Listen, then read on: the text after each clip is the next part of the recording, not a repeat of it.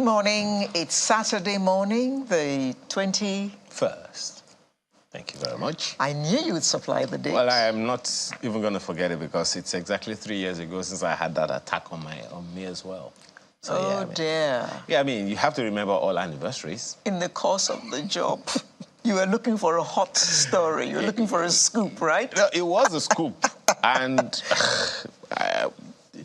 one of the things that actually surprised me about the Sorry, before you start. Okay. This is Sunrise and Amalera. Yes, I forgot. I am actually, yes, good morning. You know, yes, in search of the scoop. Three years ago, the day after, the morning after, the regrets was all over the place. I mean, so many buses were burnt off the Lagos State government that the governor at the time, that the governor said... This is NSAS. Yes. Yes. It was worth about 1 trillion naira. Yes, I remember the photos of those buses. Yeah, at the time. Oh, that was so senseless. Yeah, and of course, media houses got burned. So many people lost lives and whatever, you know, in different parts of the state. And, you know, a sizable number of people would also say some of those things, you know, happened in various parts of the country in various ways and manners, in different shades of forms. You know, we just have to recognize that it is not something that is going to be forgotten in a hurry. No, it certainly won't be forgotten in a hurry. And I also saw it on the front page of, I think, was it the Guardian newspaper yesterday, saying that it seems that we haven't really learned the lesson. That some of the things that were agreed on by government with, you know, the people, when the state governor of Lagos took the case to the president at the time, all of those things that were agreed, a sizable number of activists say those things haven't been implemented. They haven't been effected. Are we looking at another disconnect of government from the people?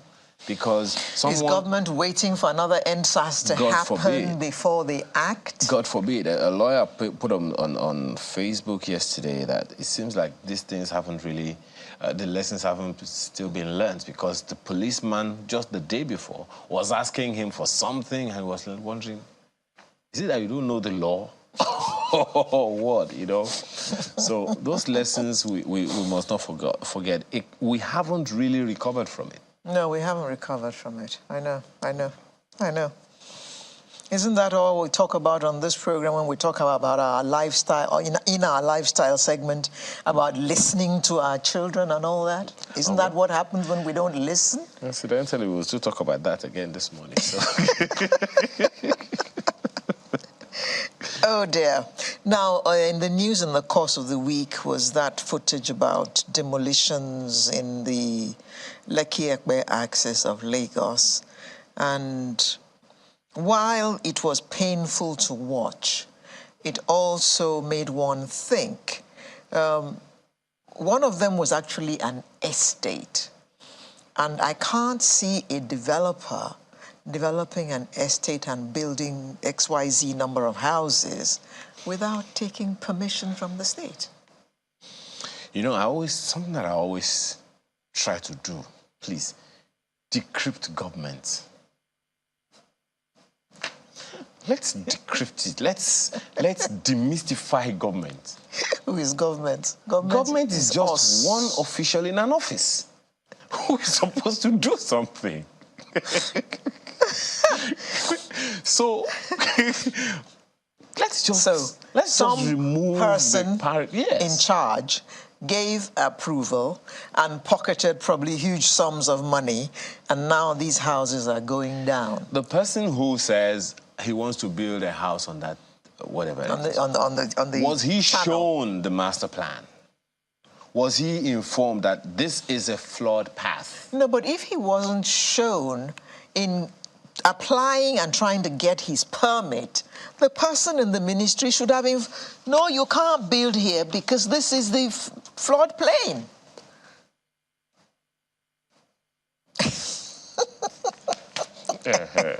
So you cannot go and start. But you are not supposed to build there. You see, you have shaken me now. You are not supposed to build there. I've told you. Anyway. It's all right. So I just... Your account number, sir. See, We have heard in this country.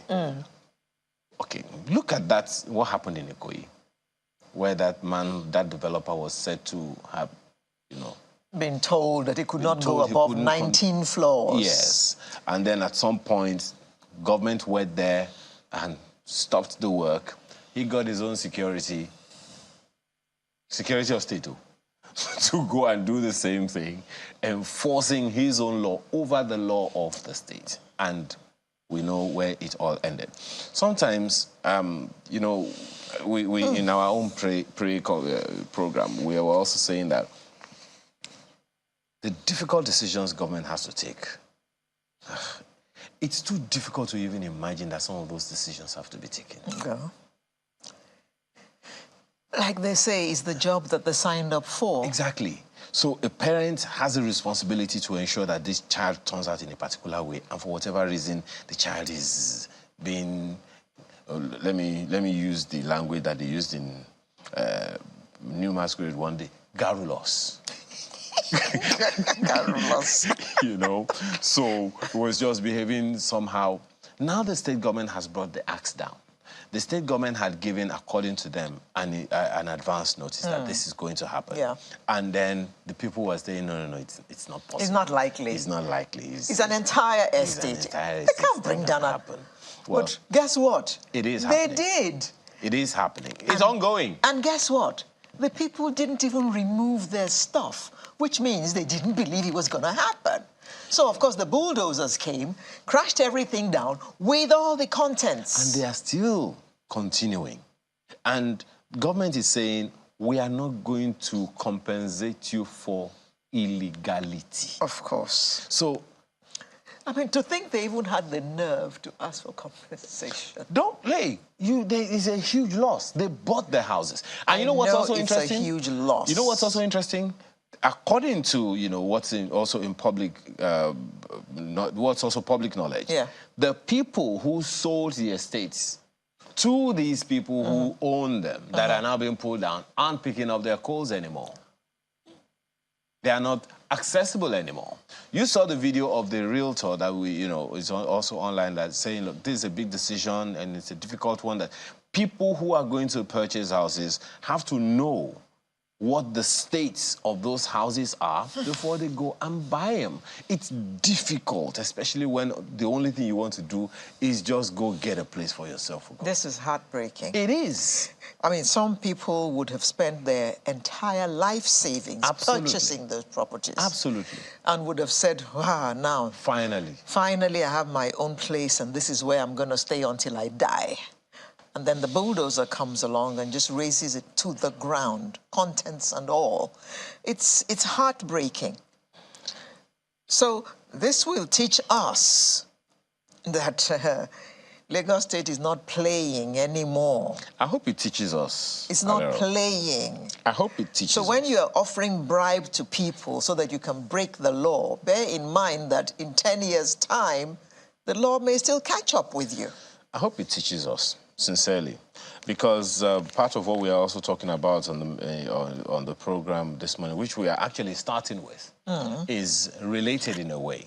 Flood. We had to interview the Commissioner for Environment in Ogun State yesterday, and he was saying, look, this thing happens every year, and they've been making efforts to stop them. But guess what? People have to move out of their houses every year at this time of the year. Why? Anyway, we'll ask all those questions when the guest comes. So we're opening with the Isheri flood, and from there we'll be looking at the fourth Lagos door of return. That sounds very cryptic. Yeah, you know we hear door of no return, point of no return. Whether or not that's related, I guess we'll see. Okay. And then you've heard of the Nigeria Prize, right? Sponsored by the NLNG. Well, we're talking about the 2023 Nigeria Prize for Science. More on that. Nairobi 2023. Still continuing in this cryptic... This next one is not cryptic. No, is it a football match? Is it... You will find out. Look, athletics, Nigeria 2023. Headlines supposed to tantalize you, to titillate you, you know? Okay, I'm titillated. But this next one is not cryptic. 21st century parenting. That's our lifestyle conversation. this morning. And then we shall look at the Arise Women Conference 2023. Oh, no, that will come before lifestyle. Yeah, I understand. Then lifestyle comes after Arise Women Parenting. Okay. All right. Just go ahead. And then we shall close with the Artist of the Week segment, as is usual on Sunrise. So get your cup of cocoa or cocoa, as the case may be, and join us on this ride, which will take us till 12 noon. See you in just a moment. Daddy, I'm going to the city. You children of nowadays, you are too much in a hurry. You need to be patient. Be patient. Daddy, I've heard what you have to say. But I have to do what is in my heart. Daddy Monlo. Let me tell you. Daddy. Sir. You are on your own.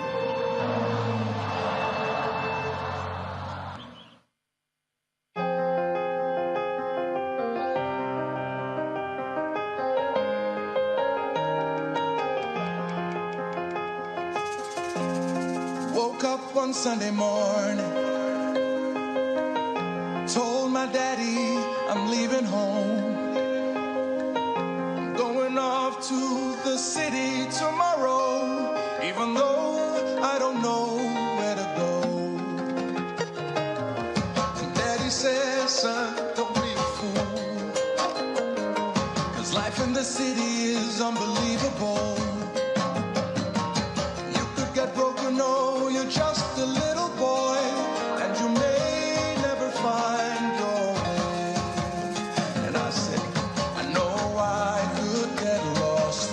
I know I could get broken. Forgive me, Father, but I gotta take a chance. Oh, I'm already gone, so just pray for me. Madura, for me. Pray I find my way. Koriba Mishe. Oh, forgive me, Father, but I gotta take a chance. Oh, I'm already gone, so just pray for me. Madura, for me. Pray I find my way. Koriba Mishe. Oh, forgive me, Father, but I gotta take a chance. Oh, I'm already gone, so just pray for me.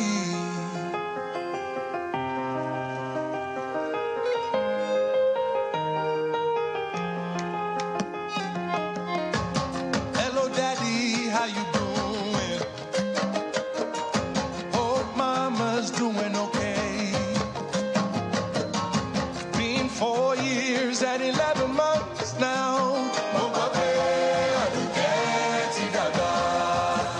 Alone, it was true what she said to me. But life in the city is unbelievable.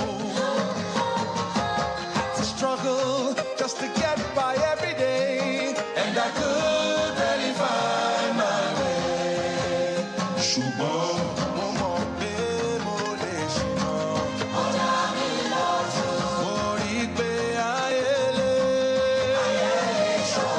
Forgive me, Father, but I gotta take a chance. Oh, I'm already gone, so just pray for me. Madura, for me. Koriba Mishe. Oh, forgive me, Father.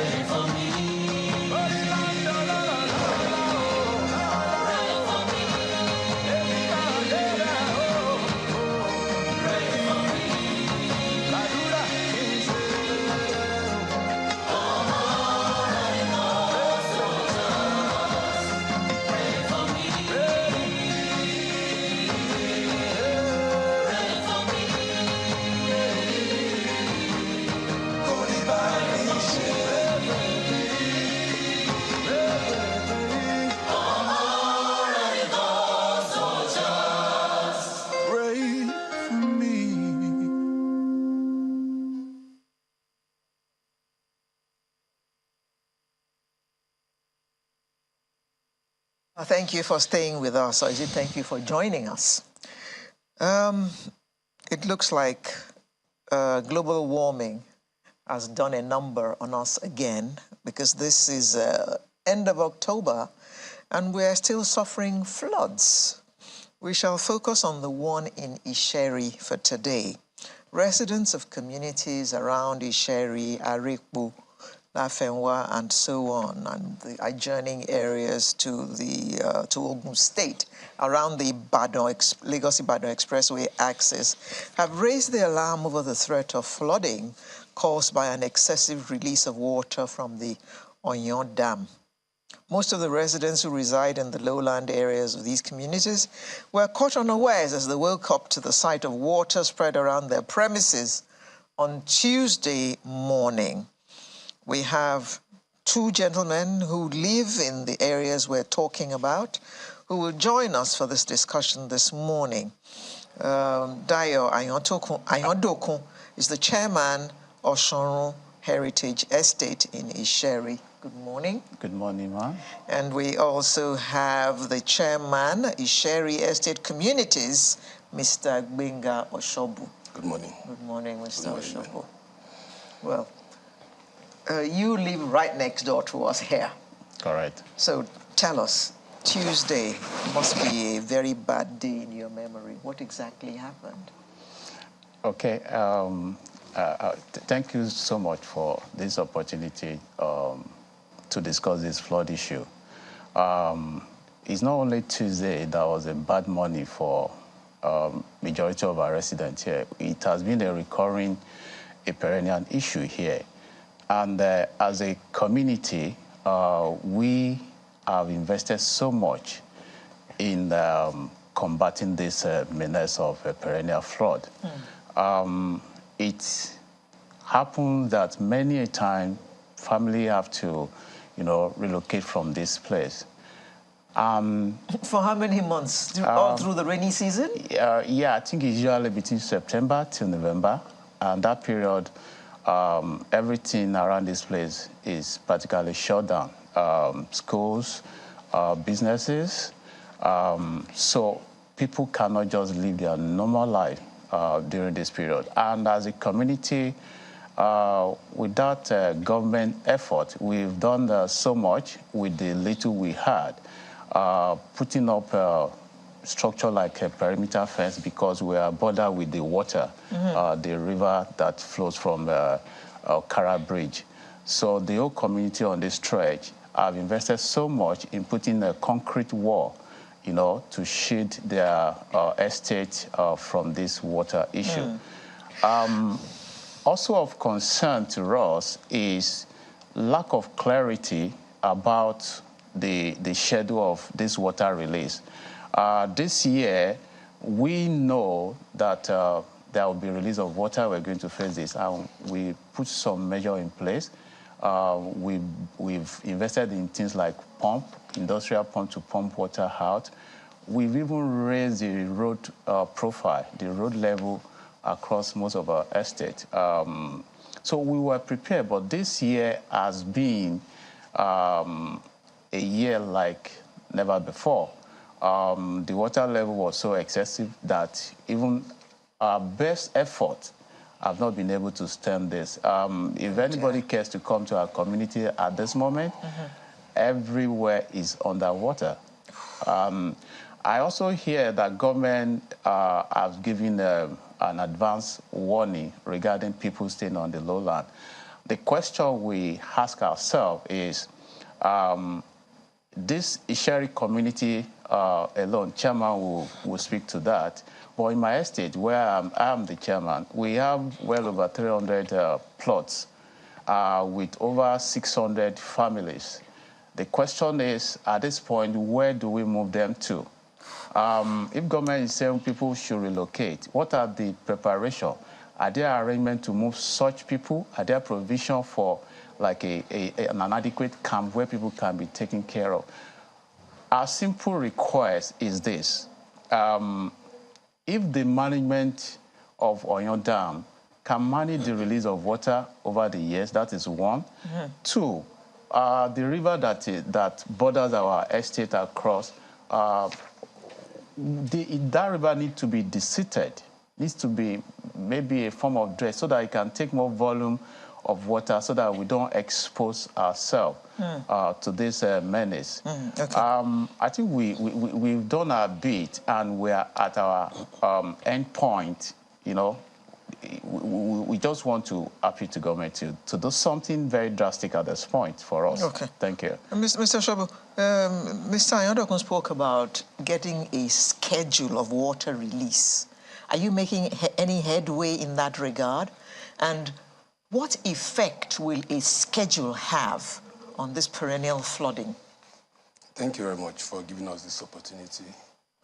And in time past, we were given schedule, we were told, and we were given details of the enormity of what to be expected. And the management of that dam in the past had been so wonderful that we knew when the gates would be opened and when they would be shut. We knew how many millimeters of the gate would be opened and when that would be reduced. So you knew how much water to expect? To expect. Yeah. Unfortunately, since the resumption of the current management under Mr. Odumusu, we have been kept in the dark. One, did not engage the stakeholders. Two, all we will see is just a release, maybe 2-3 days before the damage is done, that water will be released. In those days, we used to interface with the management, and what they do is from April, they tell us what schedule and they start releasing water. We need to let the government... Just a moment. So they start releasing water from April, yeah, gradually? April, gradually. So there's no big yeah, but flood. We have an issue that we need to call the attention of the presidency and the current Minister of Water Resources to. We have it, it's official that foreigners are fishing on the dam. And they are being given prominence over the people that are supposed to enjoy the benefit of the dam. Two reasons why dams are created: irrigation and management of flooding. But now it is in the opposite. As I speak to you, we have fishing companies that are engaging in cage fishing on that water. For fear of the what fishes. Fishing? Fishes. Did you say cage? Yeah, cage fishing. What's cage fishing? They are caged in the dam. So, because to preserve the lives of these fishes, they will not lower water below the top of those cages. Unmindful of the fact that we are at the receiving end when eventually we do not have enough room for this water that transits from many parts of the country into that dam. Eventually, by the time the dam is filled up, we throw the gates open. As I speak to you, we have resettled 43 families. People have left their homes. Like my brother said, we're talking about lowland. Lagos is below sea level. Lagos itself is below sea level. If Netherlands, that is below sea level, can be inhabited by people, why not Nigeria? That is one. Two, the excuse of moving to Ireland. Where are the Irelands? Is an Ireland? Sorry, Mr. Shobo. Is government asking the communities to relocate permanently? Abandon their properties and relocate? That has been the advisory over the years, that they should relocate at a time like this. When we relocate, as I speak to you, there are close to 6,000 houses in the whole of this community. In the whole of... Isacom is made up of 23 estates. Now, where do they relocate to? That is one. Two, when you're asking us to relocate, we should remember that, first and foremost, these houses were approved. The infrastructure there were created by government. At the time, Lekki was not habitable. Today, people are living there. Morocco, same.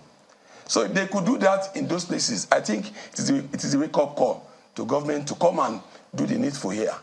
So, unfortunately, the Federal Minister of Water Resources has not visited this place. In 2012, we had terrible flooding here. Jonathan came around. In 2019, we had another one. 2019 was not as much as 2012. Then we had the governor of Ogun State, then governor, and present governor and deputy. They came around, they appealed to us, and they assured us that a new dam needed to be built to relieve us of this.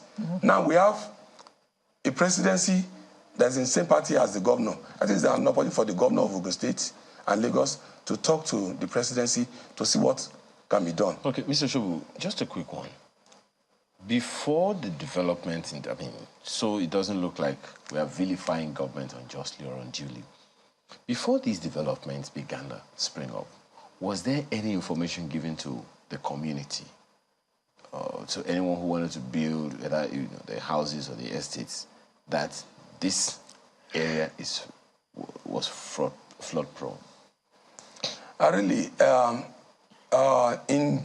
in the year 2000, when Isheri met Tinubu, the current president, saw the opportunity in these houses. The scheme behind Channels Television, the LSDPC, was conceptualized and built and sold out. People have been living there in peace. Thereafter, the Isheri estate, the Isheri GRA was put in place and people subscribed to it. As I speak to you, there are close to 7,000 plus in the Isheri GRA alone. Now, Lones was earmarked for housing by Ogun State government. Down beyond Isheri North, up to Ishawo, our estate coming up. If Lagos State is suffering from housing deficit, I think it's an opportunity for the government to look this way. No, you are not answering my question, Mr. Shogo. I understand that we will never have enough houses in Lagos. Okay. 20 million plus people. We will never have enough. We were just talking about slums in the communities before we came on air. But was this place always flood prone before the houses began to come up?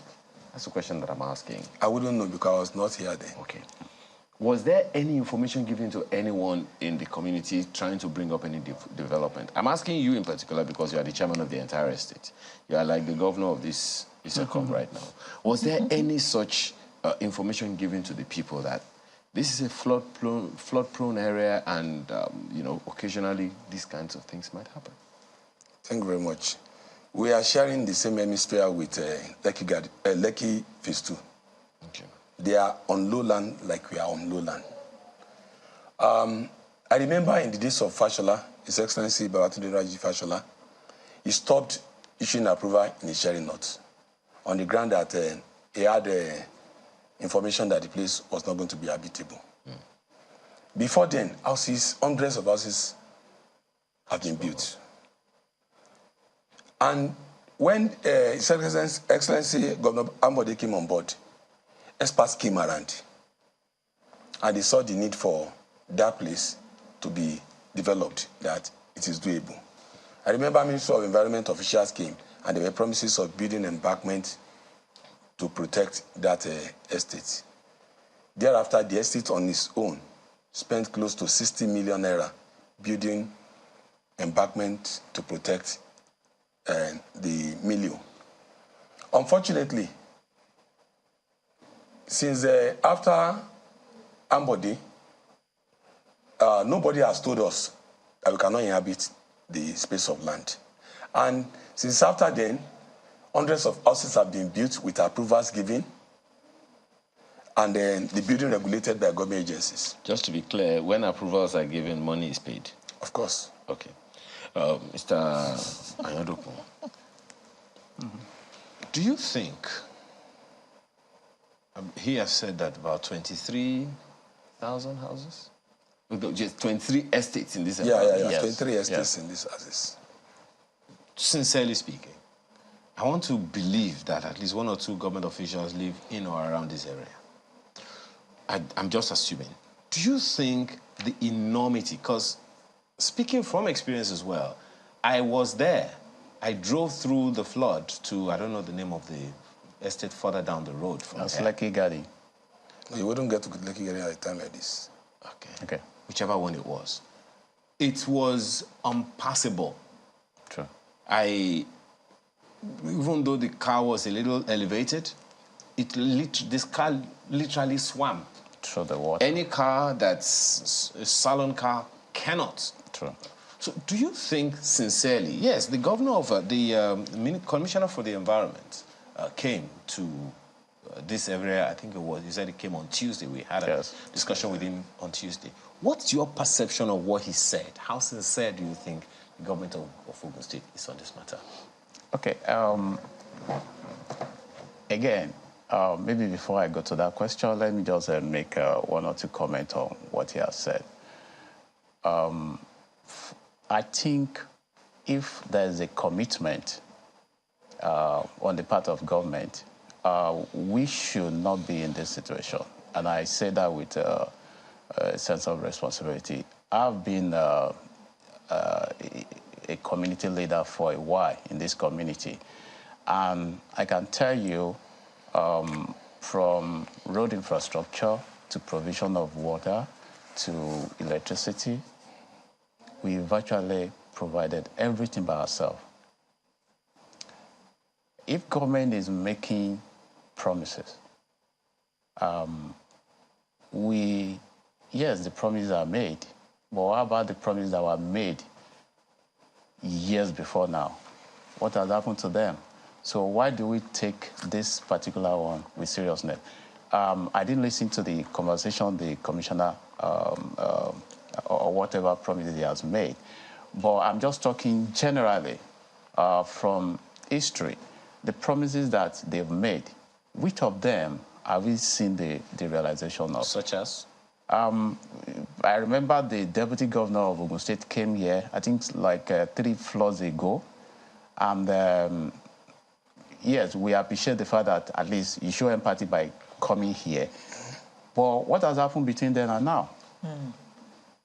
Nothing. Absolutely nothing has happened. And like I said before, 3 things are very critical to save this area from my own perspective. In the last 2 weeks, we've not had good sleep in my community. We resume in the morning to see what we can put in place to, alleviate the issue. We close by 12, from 8 to 12. Then we resume around 6, maybe to 9. So it's very simple. Perimeter fence, retention wall is very, very critical. If that is done across the whole community, down to Ikorodu, I think it could be a national project. It could be a collaboration between the 2 states, but that has to be done. Secondly, the river has to be deseated, because to take more volume of water when the dam is releases water. Over the year, the riverbed has come up because of deposits over the year. That has to be deseated. If it is the dredging or the deseating, something has to be done. And thirdly, like the chairman said, the management of Oyon Dam, I think whoever is in charge has to probably sit up, because we are talking about the life of people here. Okay. So have to go now. In closing, Mr. Oshobu, are you making any effort to consult with the management of Oyon Dam so that you can impress upon them the importance of this matter, so you'll be able to extract from them a promise to give a schedule on time so that you all will know what is going on? Thank you. We've done that before, and we continue to do so. Unfortunately, the man is unreachable as I speak to you. Unreachable? Yeah, the man that should show concern. Maybe you should send a delegation to the governor. Beyond the governor, we are taking this matter to the federal level. To the presidency. The man, I don't know if the man is not competent or something. Okay. So I think we'll move beyond what we have done. Okay. All right. Thank you very much for coming. So the president is on notice. The chairman, Isheri Estate Communities, there are 23 communities in this neighborhood, Mr. Gbenga Oshobu, as well as the Oshonru Heritage Estate chairman, Mr. Dayo Ayondokun. Thank you both for coming to apprise us of this flooding issue in this particular area. Well, Channels is in this area, so we're suffering it as well. Thank you for staying with us. Sunrise will be right back with another interesting conversation in just a moment. Stay with us.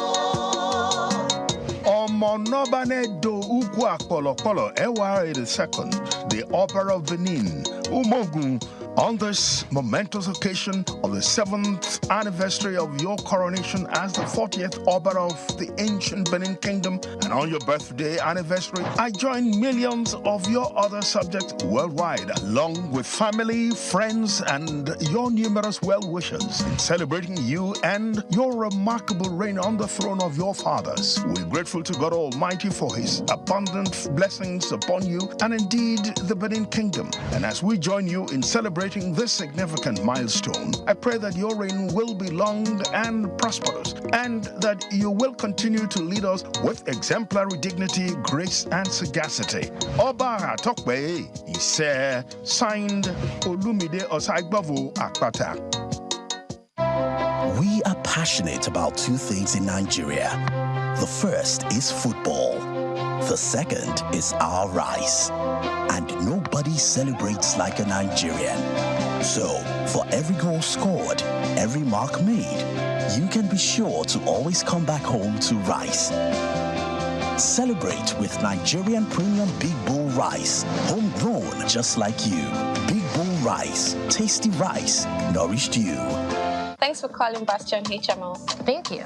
Now that was my health insurance partner. Yeah, I was just as skeptical as you were about health insurance until I tried Bastion HMO.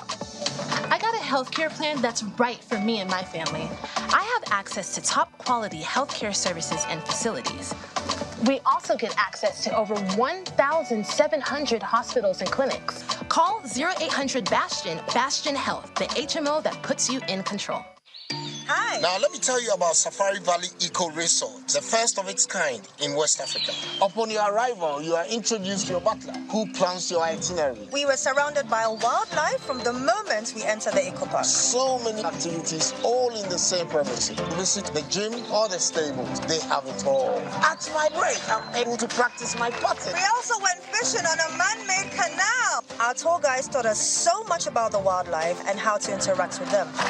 They used only electric vehicles here. This creates a serene environment. I'm told it's over 1,000 acres. My cabin here sits on 2 acres with a large terrace space overlooking my private swimming pool. Now this is royalty.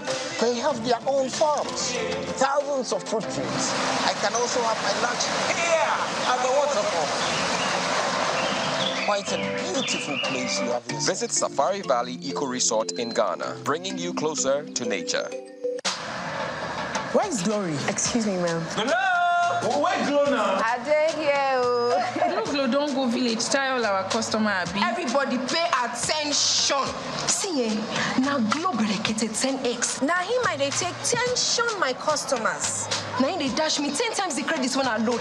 Or even summer me double data join. Yeah. Wait, so with 1.5 when they give on the boss, so you they enjoy up to 15,000 naira credit and data. And I say I never finish you. See, I say if we enjoy, if we not join Glow berekete 10x, una go get 1,000 naira welcome credits. Finish. Glow, you don't win. Una see they here. Hello, please, I'm looking for Glow. Please save now Glow with they fine. Now Glow with they go. Okay, so enjoy 10 times the value of your recharge on Glow berekete 10x. You also get 1,000 naira for calls and data and double data bonus on your subscription.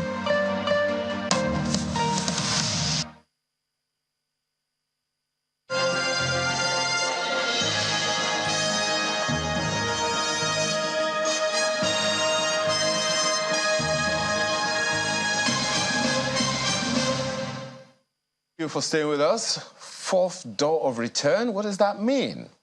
Well, let's take you to Badagry, an ancient city in Lagos, hosting a historical and economic event tagged Fourth Door of Return, where hundreds of diaspora Africans are expected to return to their motherland.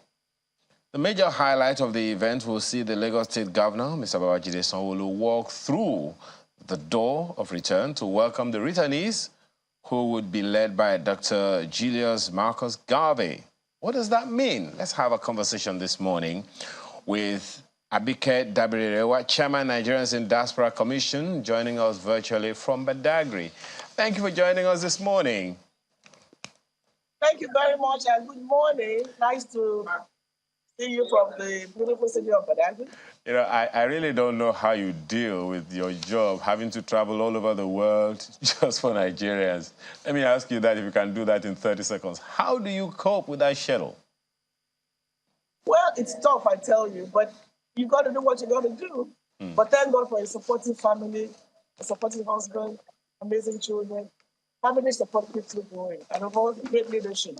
We thank Kashiwaj Bola So I'm here is Badagry. I get something interesting. So people are calling me and say, "Yeah, in Badagry." But this something I said, well, we got to do what we got to do. Thank you. Okay, so to the matter at hand, tell us about this door of return. What we've often heard was a door of no return. Now we're talking about fourth door of return? Yes, in 2017, myself and Mr. Tidu Mesawaku, who is an individual of Badagry. Actually, what happened was they invited me here to speak. You know, those regular talks about slavery and history and all that. And then this conversation started that there's so many things in Badagry. You know, and they took me and I'm like, this can become something else. And then there was this conversation about the point of no return. So why don't we have a door? I mean, if you don't know where you're coming from, you don't know where we're going to, we know all that. But a door of return to signify a welcome back to the continent. And you know, being chairman diaspora, a lot of them have been coming to me, we've done our idea and we want to come back to Canada. So we came up with this concept and said, well, let's give it a shot. So we did the first one in 2017. And part of the delegation were 5 African Americans that are relocated to Ghana. So Ghana gave 150 Americans their citizenship. So we have quite a number of them that are relocated. So we got, I think, about a number: America, Trinidad and Tobago, Jamaica, and we took the first one. Now here's the thing. They take a long walk. Look, it's a long person walk where you see they experience that walk with chains and all that. And then they take that walk through to the point of no return. They're going to get to where their ancestors were actually taken away. You're going to see the world where when you get there, the accentuation world. Once you get there, you give water. Water is likely dropped. And by the time you get to the ocean, you're gone. You can't resist. So they're going to see all that. They're going to even see the relics, the museums and all that before we take the walk. So what that happens is they now return.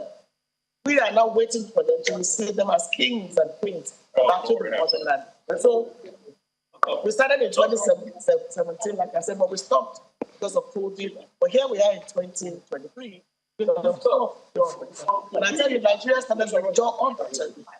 And then when Ghana came and looked at turning to year of the turn. So we hope it becomes bigger and better. But this year we have the full support of Governor Babajide Sanwo-Olu, who will be here to activate.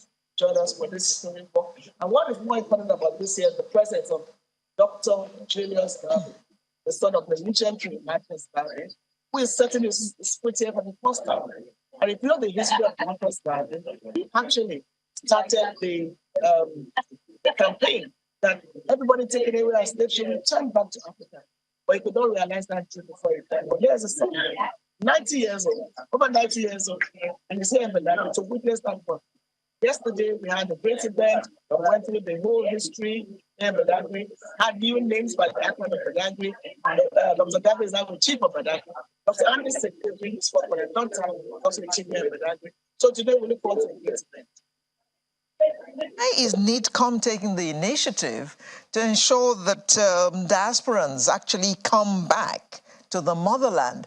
What's the economic value or cultural value of this?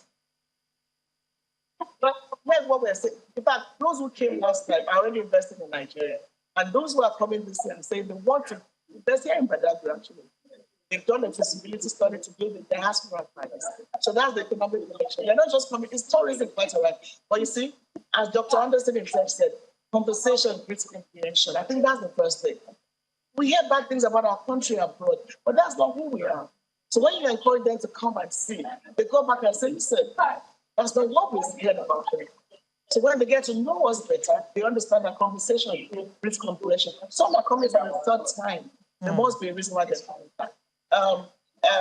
A few years ago, some of them took up a school here in Benin. And then there's been conversations about investing here in Nigeria. Last time they went to Bauchi and decided to look into tourism. So this year, a lot of things are coming up. So this is the historic African diaspora. What Nigerians in diaspora also joining them. But here's the thing, we must market our country. And here in Badagry, I'm sure even you can imagine what is here. We developed this, it's going to be the biggest thing anywhere in the world because the history is there. We're not creating it. The artifacts are there. Now, what do you do in Eiffel Tower? Just go and take pictures. As we're discussing with Lagos State, it can be a permanent door. You're going to see the door later that we have been able to construct for this event. It was be up for a few days and then we have to pull it down. Hopefully, the state will be a permanent door that people just pop. When it comes to Nigeria, you want to go to Badagry, you want to walk through that door. You know, you weep when you see this thing. So it's historic, it's spiritual, it's economic. And then a lot of them are doing that, saying, we are Nigerians, so we want to come home. So that is the thing. So that's the process. You just even come and see.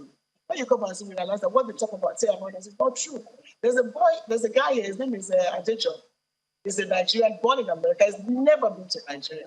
But on this trip, he's been hearing bad things. But he came here and said, listen, why haven't done this? Why haven't I done this 20 years ago? So the diaspora content, when they're targeted. So it's the diaspora festival. So we hope that it goes bigger and better, it gets more traction. And it was tough starting it. It was really tough. It's still tough. But hopefully we'll be focused on it and open it wider. And I'm telling you, it's really going to be really, really, really huge. Are diasporans embracing this? This is the 4th edition. Are the numbers increasing every year? Oh, yes. But I tell you, it's not about the numbers, it's about the quality of the people coming. So you need to be serious to want to be part of this.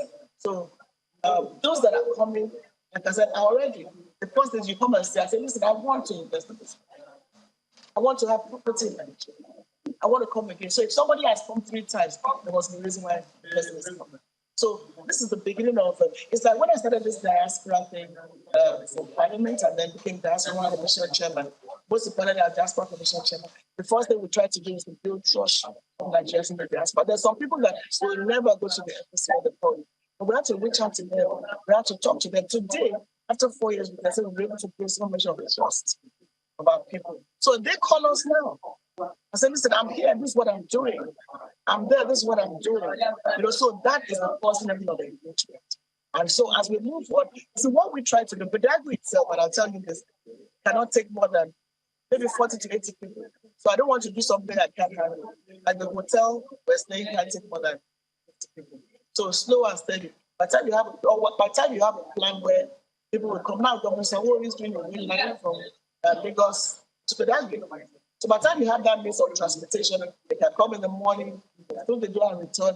But I'm limiting the number to those that we can accommodate. So we accommodate about 40 here, and some are coming this morning and then returning. So it's about the quality of what we're doing, the message of what we're sending out, and the impact of what we're doing. And subsequently, we can turn to a concert. But that's not my intention now. I'm encouraging people to come to my country, come and see what we have. In Badagry in particular, and see what they talk about this thing. Right. We take that for granted. So it's just the beginning of what I think will become bigger and bigger. But I don't want to talk about year of return, but started from there because those who participated came here and went back to that and said, look at what they're doing, and they took it to another level. So hopefully here we can continue to do what we're doing, we focus on it, and have more comment. Already, some are calling that when are you starting next year? So we really got to know about it a few days ago. So, and with your support, I'm sure we get bigger and better.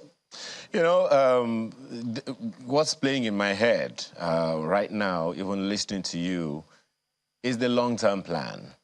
I know that during the Ambode government, there was a plan, it was actually done. Part of what was done in the entertainment sector was to take the end-of-year gig of the state to the 5 divisions of the state, including Badagry and all of that. So Badagry itself is rich in culture, in history, and in ancestry and all of those things. So the door of no return, I dare say, is probably just one of those things. So Is there an idea? No return. Exactly. Door of return. Apologies. So what's the long-term plan? And is there any plan to integrate this door of return into other things that will make Badagry more attractive for some of the advantages and opportunities that you are looking at? That's the conversation we're having with Dr. Song. But let me thank him first for even the support he has given to this particular work. Without his support, we don't have time. So that is the beginning of the conversation. How do you sustain it? It's an initiative, but it has to grow bigger than me, Mr. One. So that's what we hope to achieve. We're having that conversation. We're doing this in connection with the Ministry of Tourism. So how is going to go on? And I would suggest that it should be private sector driven. So, that's an NGO. There's the African Door of Return Experience NGO already in existence.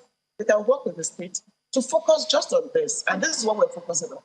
So just this is, and this is the diaspora content of tourism. So diaspora tourism is huge. So we're just focusing on the diaspora content of tourism. Okay, you were taken away from Nigeria, you want to come back, let's open the door for you.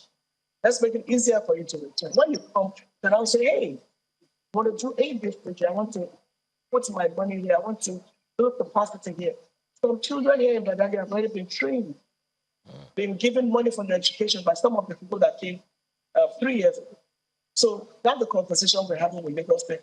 Without the support of Lagos State and the political will not go to fight, it still remains 40, 30, but it really can turn out to be huge. Like I tell people, when you go to Eiffel Tower, what do you do? I've said it before. You take went to India, there's a non-Indian bridge.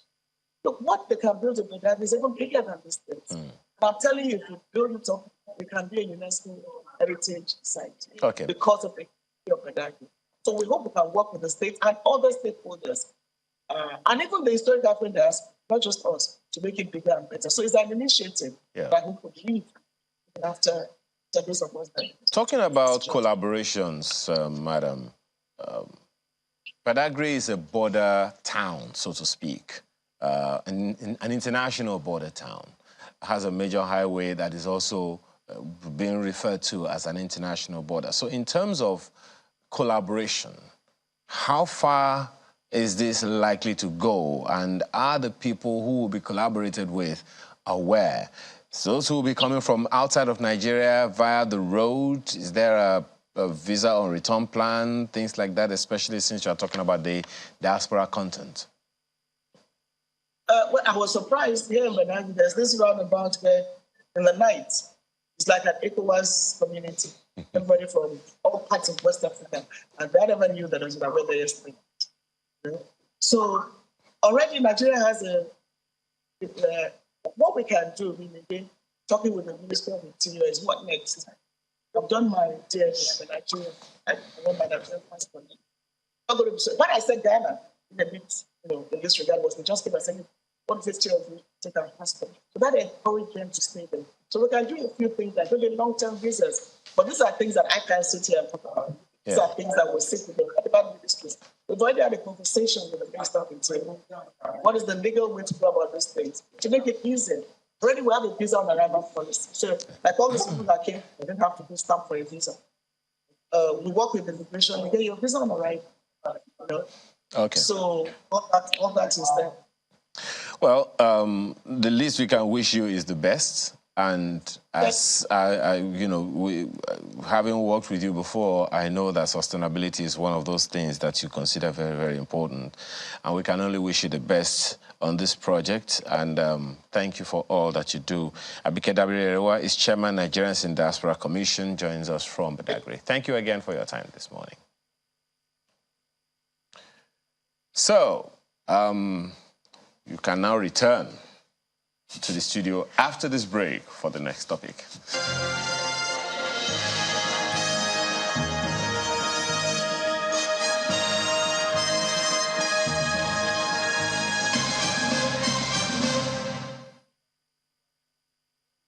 Thanks for calling Bastion HMO. Thank you. Now that was my health insurance partner. Yeah, I was just as skeptical as you were about health insurance until I tried Bastion HMO. I I got a healthcare plan that's right for me and my family. I have access to top quality healthcare services and facilities. We also get access to over 1,700 hospitals and clinics. Call 0800 Bastion, Bastion Health, the HMO that puts you in control.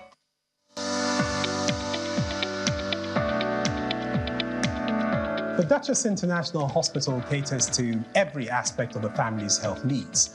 A one-stop shop for maternity and child health services, emergency medicine and critical care, medical and surgical subspecialties, dental and eye care, and a range of other subspecialties and services, all available at a single location right here in the heart of Ikeja.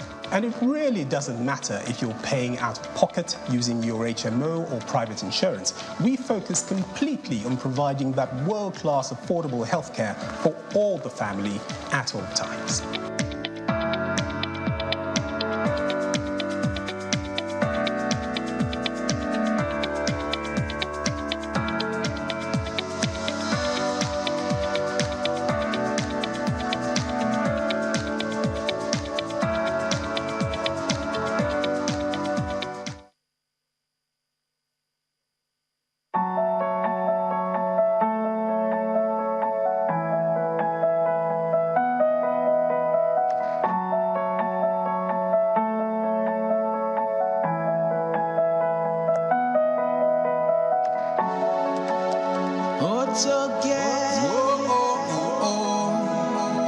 We must stand for Nigeria. I believe, Nigeria. Wishing on a star to take me where you are. Wishing on a dream, no matter how far it seems.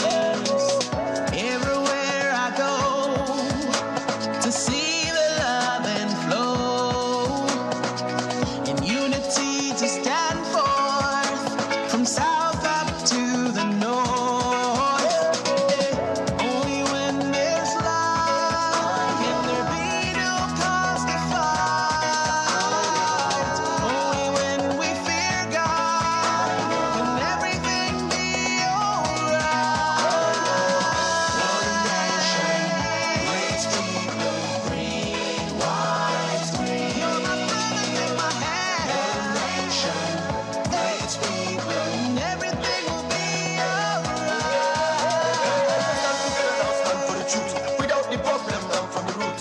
Yourself now, pick up on the youth. Anybody causing problem now, make them kaput. Stand together now, people no fighting. One love is what we are preaching. Let's upgrade our understanding and stop this nonsense, political doubting. That's potential, demand capacity, let's walk the walking, let's show the world. Say our head again. Let's stand up for something, fight for the right thing, for whatever, moving for the future. Cause I believe in this entity called Nigeria. I believe.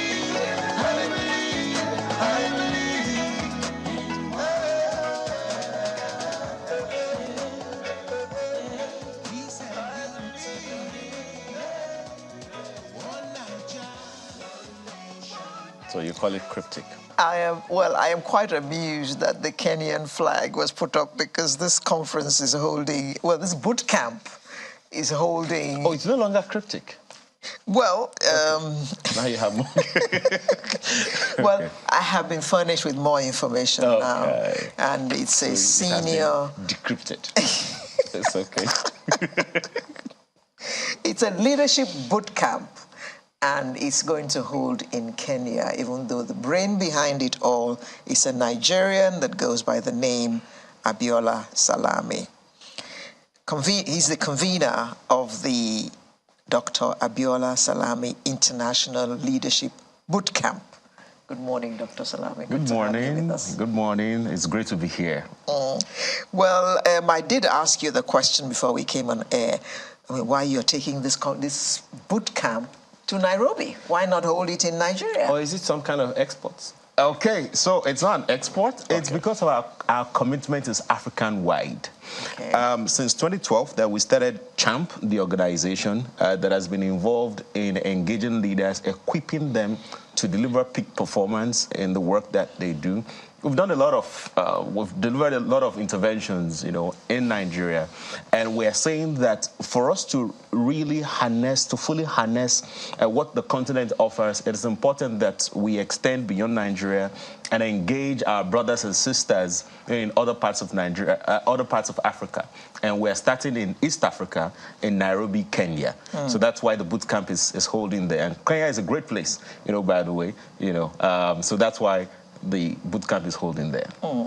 And why is it that you have been quoted as saying leadership performance is under threat? Why do you say that?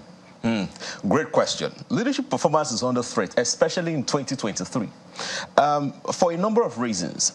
Number one, there are leaders who are doing a great job, but they are stressed. The demands, the expectations of leadership performance continues to increase.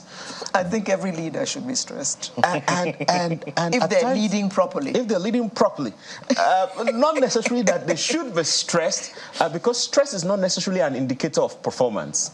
But at times with unrealistic expectations from people, because at times the people want the leader to do and deliver what they probably know that it's impossible.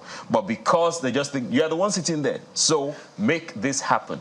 So some leaders are stressed. That doesn't take away responsibility from leaders, by the way.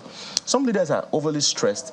Some are delivering mediocre performance, because their understanding of responsibility is pointing fingers to other people instead of you in the office, delivering excellence. Because leadership is not all about position. It is about disposition. Position is you're the chief executive, maybe of the state, of the country, of the organization. Disposition is you have the leadership traits, the skills to deliver performance in that role that you are. So leadership performance is under threat because we have leaders in roles who don't have enough leadership education to help them to deliver on the expectations of their office, on the expectations of the people that they lead as well.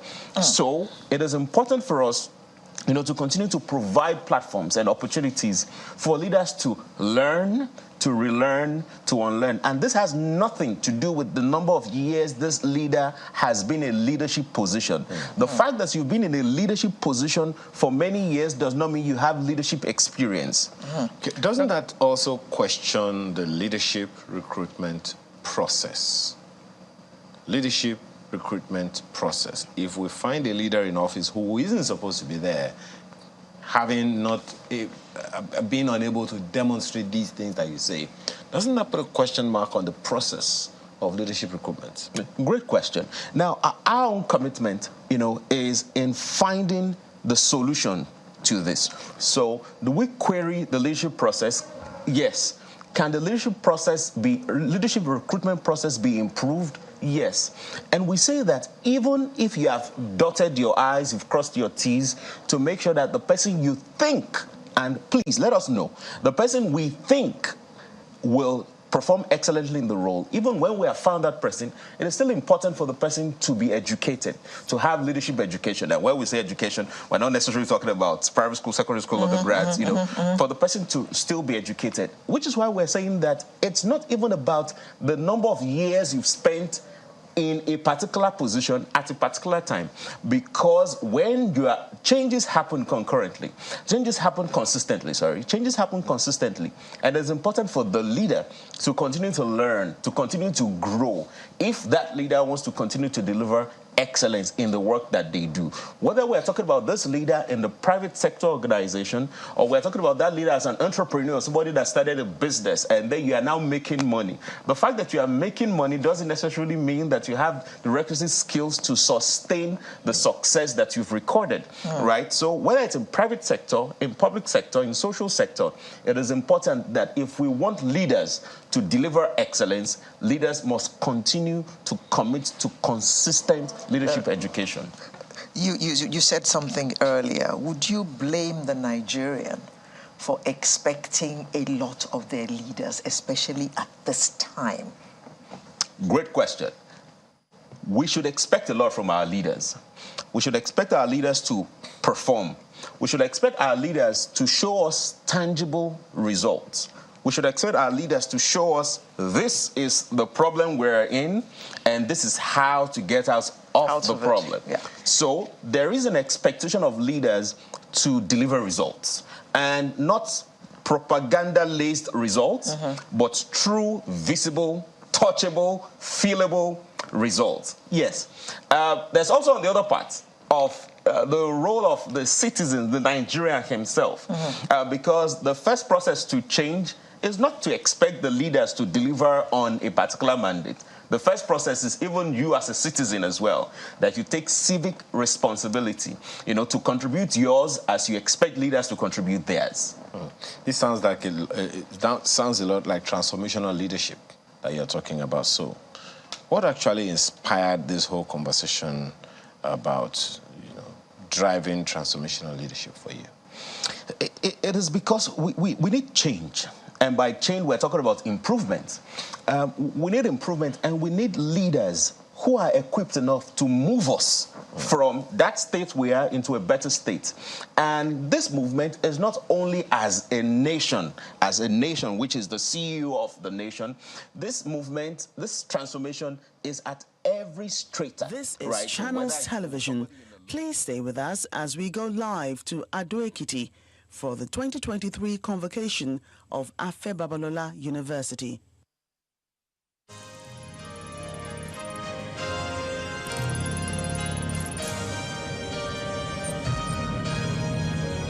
This is a live Channels Television event.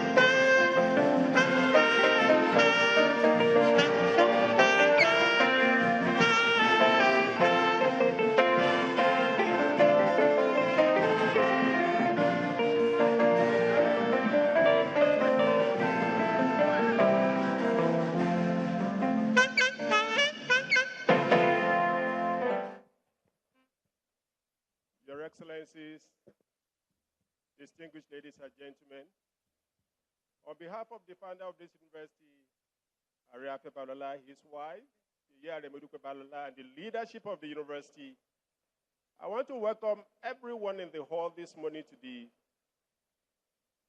11th convocation ceremony of our university. That we are here today is not by accident, but by the special grace of God. And as time goes on, during this solemn celebration, we will get to know more about what we are talking about this morning.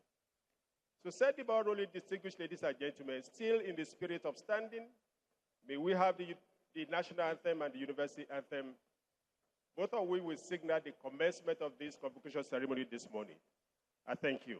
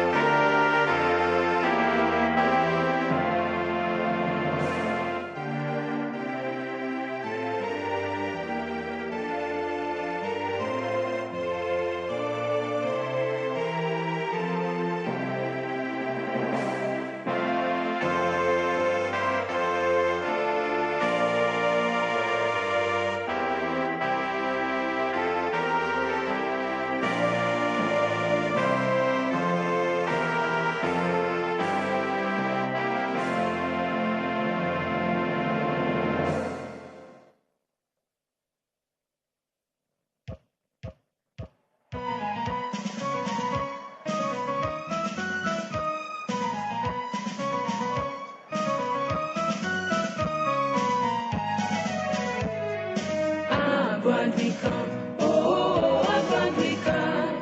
Upward we come, oh, upward we come.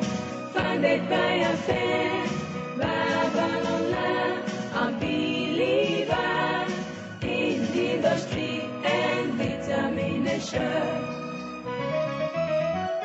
A unique environment with aesthetic structures, a beckoning university, delivery unequal, design for high quality education to mold character and infuse knowledge how to lead others. Proud of our brand, they launch a path to excellence with determination and faith in our philosophy of industry, service, and character. A future for greatness and excellence in your show. And excellence in your show.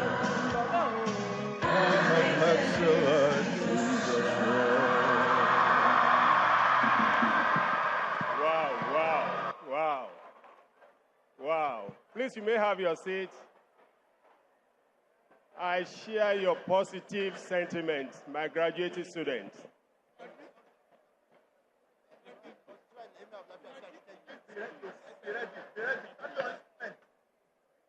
Distinguished ladies and gentlemen, once again, you are welcome to the 11th convocation ceremony of our university, the best university in Nigeria, according to Times Higher Education Impact Rankings. My name is Tunde Olofintila. I am your anchor this morning. To set the ball rolling, distinguished ladies and gentlemen, let me introduce to you some of the leaders in the house this morning. The first person I want to present to you, ladies and gentlemen, is the founder of this university, a man of immense talent, a selfless individual, someone who saw tomorrow yesterday, and that was why he was able to sell all he had to set up this university. Thank God. the university has been making waves. Ladies and gentlemen, I present to you the father of this university, Afe Babalola.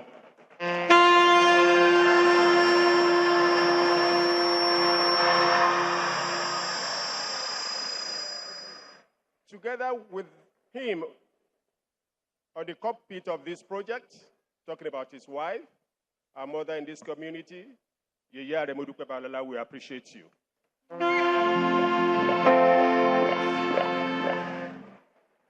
We have a pro-chancellor in the house, former Minister of Education, Professor Tunde Adeniro. Of course, your VC, our VC is here, Professor Smaranda Olarinde. Our Deputy Vice Chancellor, Academic, Professor Damilola Olawi, SAN. Professor Sylvester Ojo, our Deputy Vice Chancellor, Administration, you are welcome, sir. The University Bursar, Pastor Modupe Babalola, we appreciate you. The University Librarian, Mrs. Roslyn Zubar.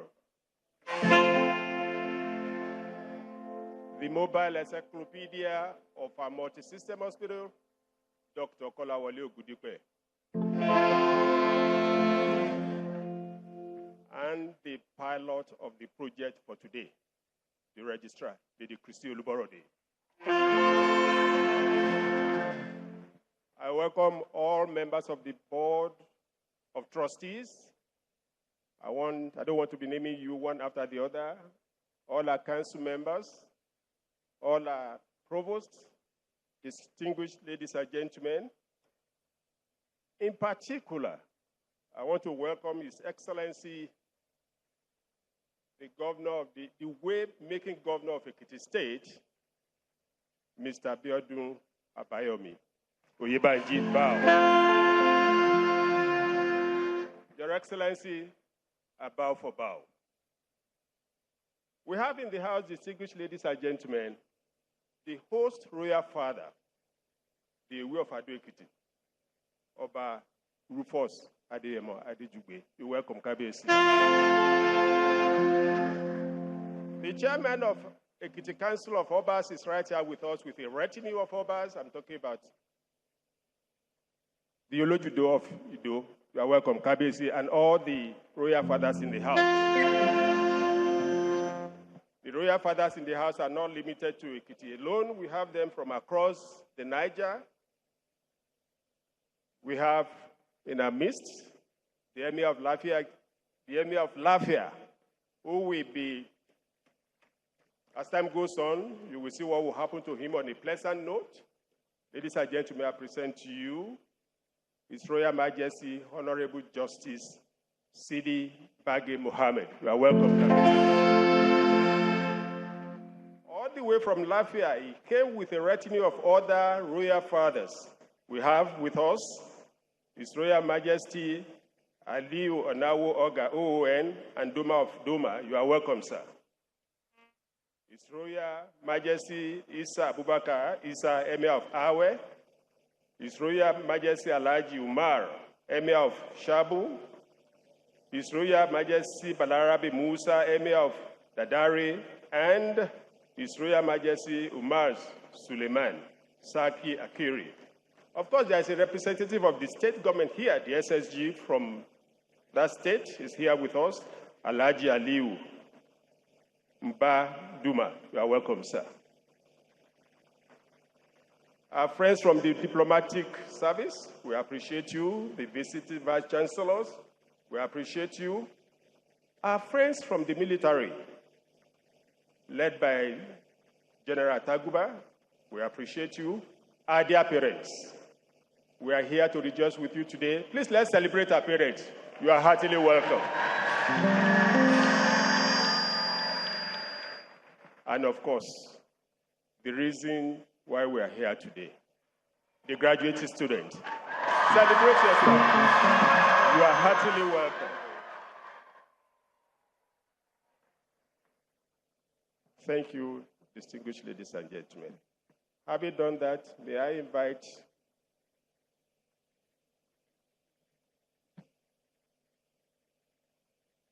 May I invite the registrar to please take over from here. The registrar, ma'am. Thank you.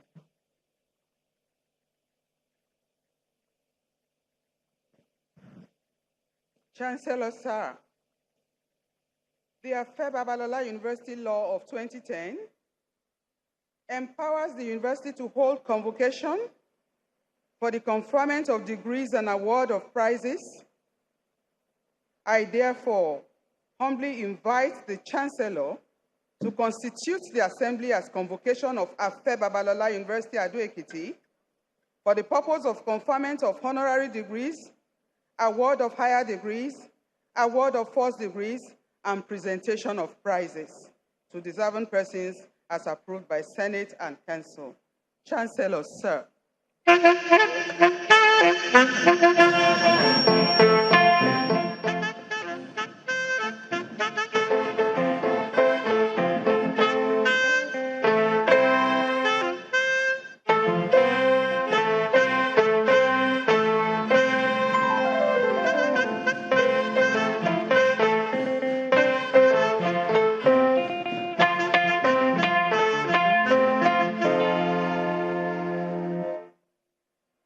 Ladies and gentlemen,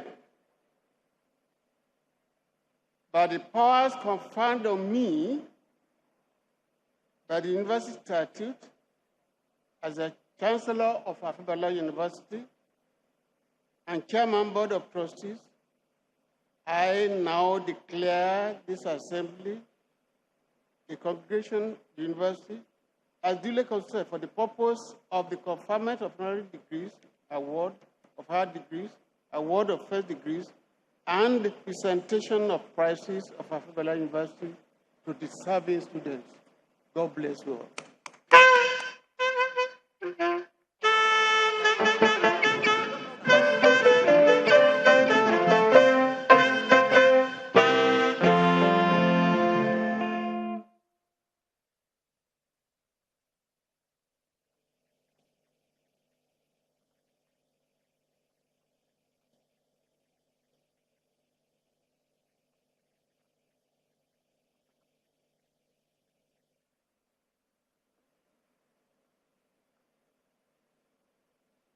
I have the honor and privilege to call upon the Vice Chancellor to deliver her welcome address.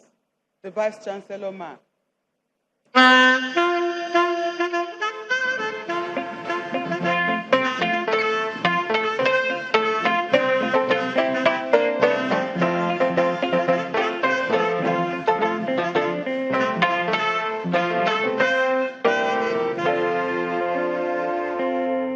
What an amazing good morning.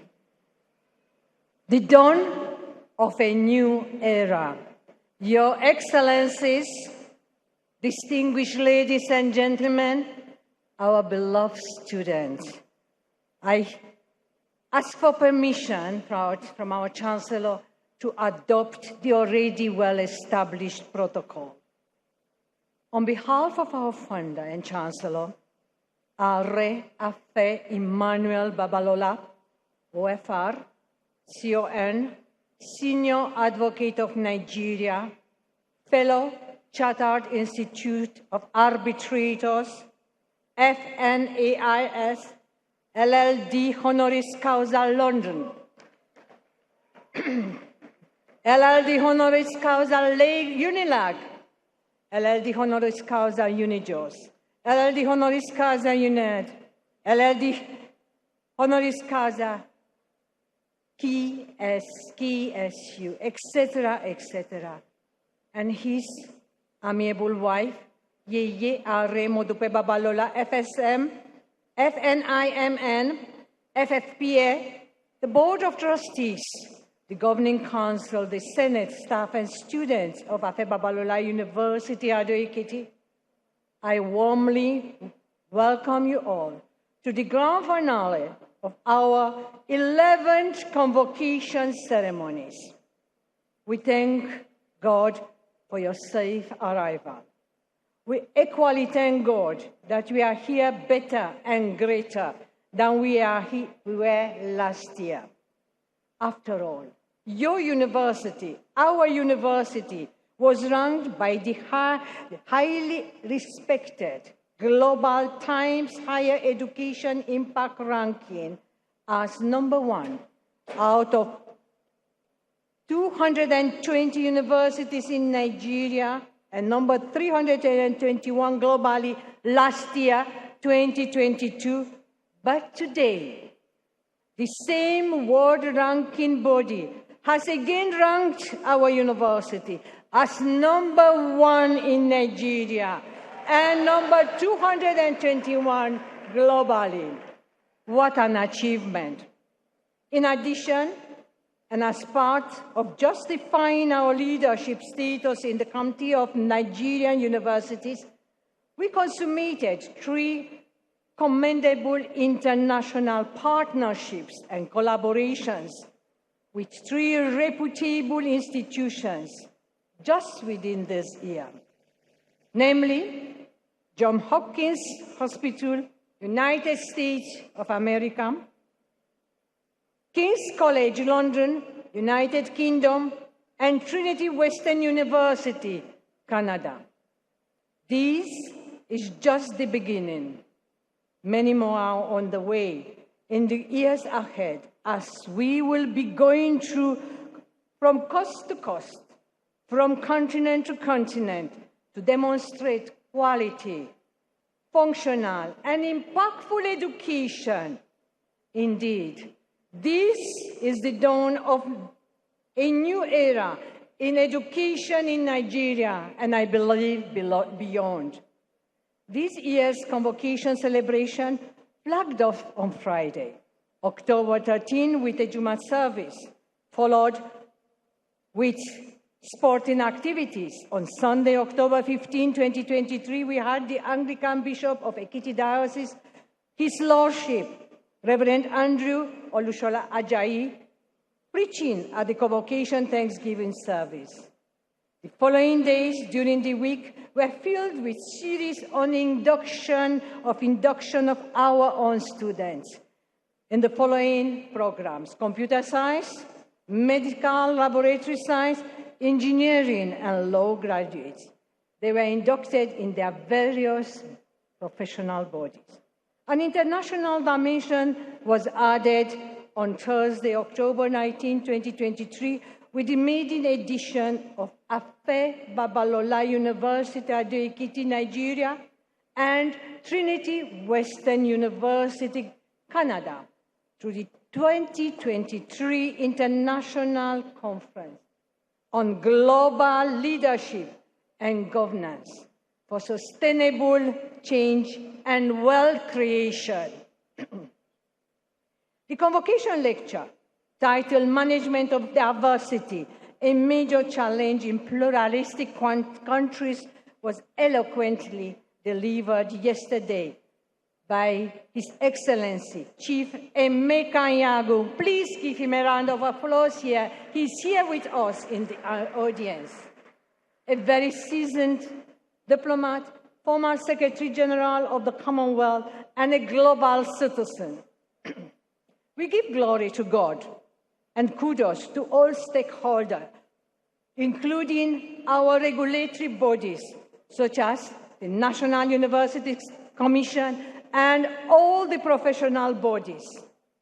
We also thank our committed staff, our beloved students, and of course, you, our dear parents, for making it possible. It is through the collective efforts of all of you that the university has been enjoying an unblemished record of a continuous and predictable academic calendar.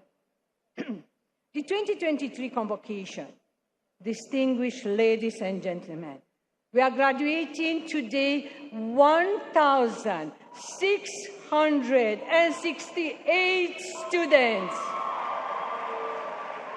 made up of all of you, the undergraduate students, and of 1,000 and the students, postgraduate students. 1,418 students, undergraduate level, and 209 students our postgraduate level. In addition, honorary degrees shall be awarded today to 3 eminent personalities of this country.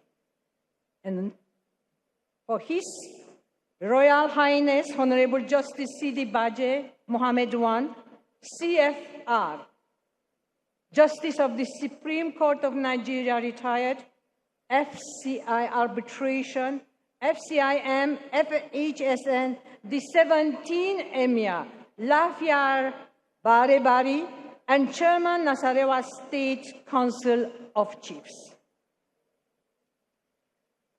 The second honorary degree shall be awarded to His Excellency Chief Emeka Ayakum, GCON, GCVO, CFR, 2-term Secretary General of the Commonwealth, the Global Citizen. The third honorary degree shall be awarded to Dr. Mrs. Victoria Adunola Sampson, Managing Director of Povas and Company Limited, a leading marketer of petroleum products in Nigeria, is where there are very few women dare to venture. It is appropriate to emphasize the place of importance of honorary degrees. The glamour of honorary degrees anywhere in the world is that they are awarded to persons who are deserving, having excelled in character, valuable application of intellect, and academic excellence. In many cases, honorary degrees are rated high in so many parameters. Other than academic excellence are also considered before they are bestowed on persons deserving them. I congratulate the trio of His Excellency Chief Emeka Ayaku, His Royal Highness Justice Sidi Baje Mohammed I, and Mrs. Victoria Adola Sampson. Please give them a round of applause. They all deserve to be celebrated. And on behalf of the entire Afe Babalola University community, I welcome them into the Abuat family, a peace-setter and the fastest growing university on the continent.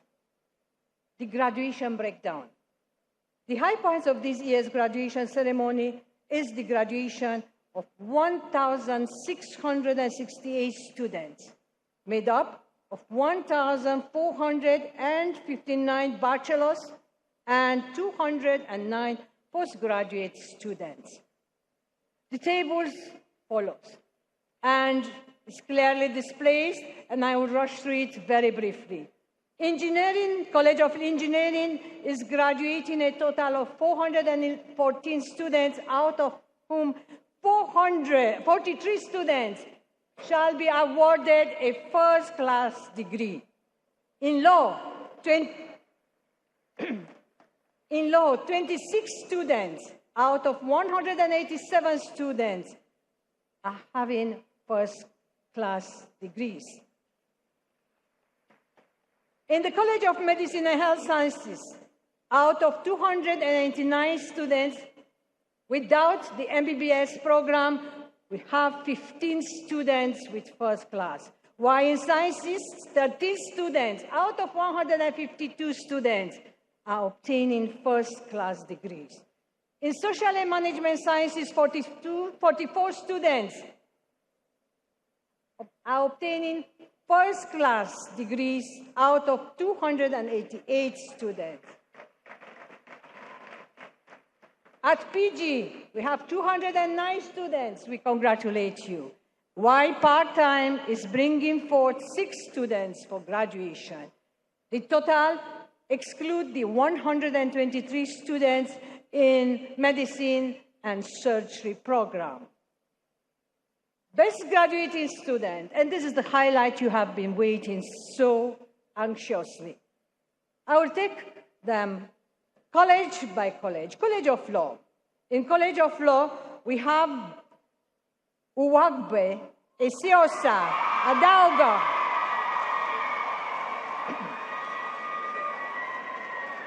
She is a female student from Edo State with 4.90. College of Engineering. We have Obi Obuaha, a male student from Rivers State. CGPA 4.93 from Mechatronics Engineering Department. College of Medicine and Health Sciences. We have Anusi Patrick. Patrick is from Delta State, a male student with a 4.87, and he's from nursing program. College of Sciences, we have Aranoshola Grace Oluwadunsi. The female student from Kwara State, who is from Agric Sciences with a 4.97 CGPA, the best student in this 2023 graduating set. Let me continue at postgraduate level, the best students. We have Ayorinde Ebenezer, who has obtained a CGPA of 5.0. He is from Ekiti State, and he is from the Department of Finance. Why? Adebolu Olode, who is from Osun State, the female student, equally brilliant, with 5.0 international relations and diplomacy. Once again, I want to reemphasize that the best student, graduating student, both female and overall, is our own Aronishola Grace Oluwadunsi. Once again, she shall fill the basket of good foods, processed foods, through her expertise in agricultural sciences. The next table is breaks down the convocation in Abuad from 2013 to 2023. I won't go into the details. However, it is displayed on the screen. We have graduated in 2013. We had only 2 programs with 103 graduating students. 2014, we had 338 students. 2015, 737 students. 2016, 991 students. 2017, 910 students. 2018, 1,043 students, despite of COVID. In 2019, we graduated 1,183 students, and in 2020, 1,280 students. 2021, our graduating number has increased to 1,384 students. Last year, we had 1,673 students, and this year, 1,668 students. I congratulate all of you, Class 2023, Afe Babalola University. Now a word to our graduates. Today, we are in the dynamic world that is referred to as the VUCA world, where V stands for volatility, U for uncertainty, C for complexity, and A for ambiguity. By this, the world demands you to react quickly to ongoing changes that are unpredictable and out of your control, and require you to take action with certainty, while the interdependencies in the dynamics will translate to making the environment very unfamiliar and definitely outside your expertise. Therefore, I want to remind you that the university has rightly groomed you with the ability to have a clear vision of the environment and the capacity to understand the environment's uncertainties, with clarity, as well as the agility to quickly respond to its immediate needs. I congratulate you. I am encouraging you not to rest on your oars. Do not sit back and complain when you encounter some new challenges in your endeavors. Challenges are necessary and sufficient platforms for your rise. The more challenges you overcome, the more opportunities that will come your way. Use this fourth industrial revolution together with the artificial intelligence and digitalization as leverage to further develop yourself. Use the instrument of a massive open online course, which you all know, MOOC, to learn more about some other areas of life that will continually position you for better competitive advantage. As incredible as it may sound, your smart devices are veritable tools for your greatness if you can use them for value addition. So many life-impacting resources are embedded in the internet, which you can unlock with the use of your smart devices. The more open educational resources via technology you are able to consume, the better for your greatness. I wish you would be great. As you are going into the labor market, for you, our Abuad students, it shall be the favor market.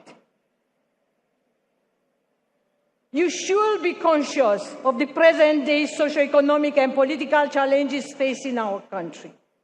My candid advice is for you to see yourself as a problem solver who will utilize the power of innovation via critical thinking to provide solutions to the myriad of challenges facing our dear nation and the world.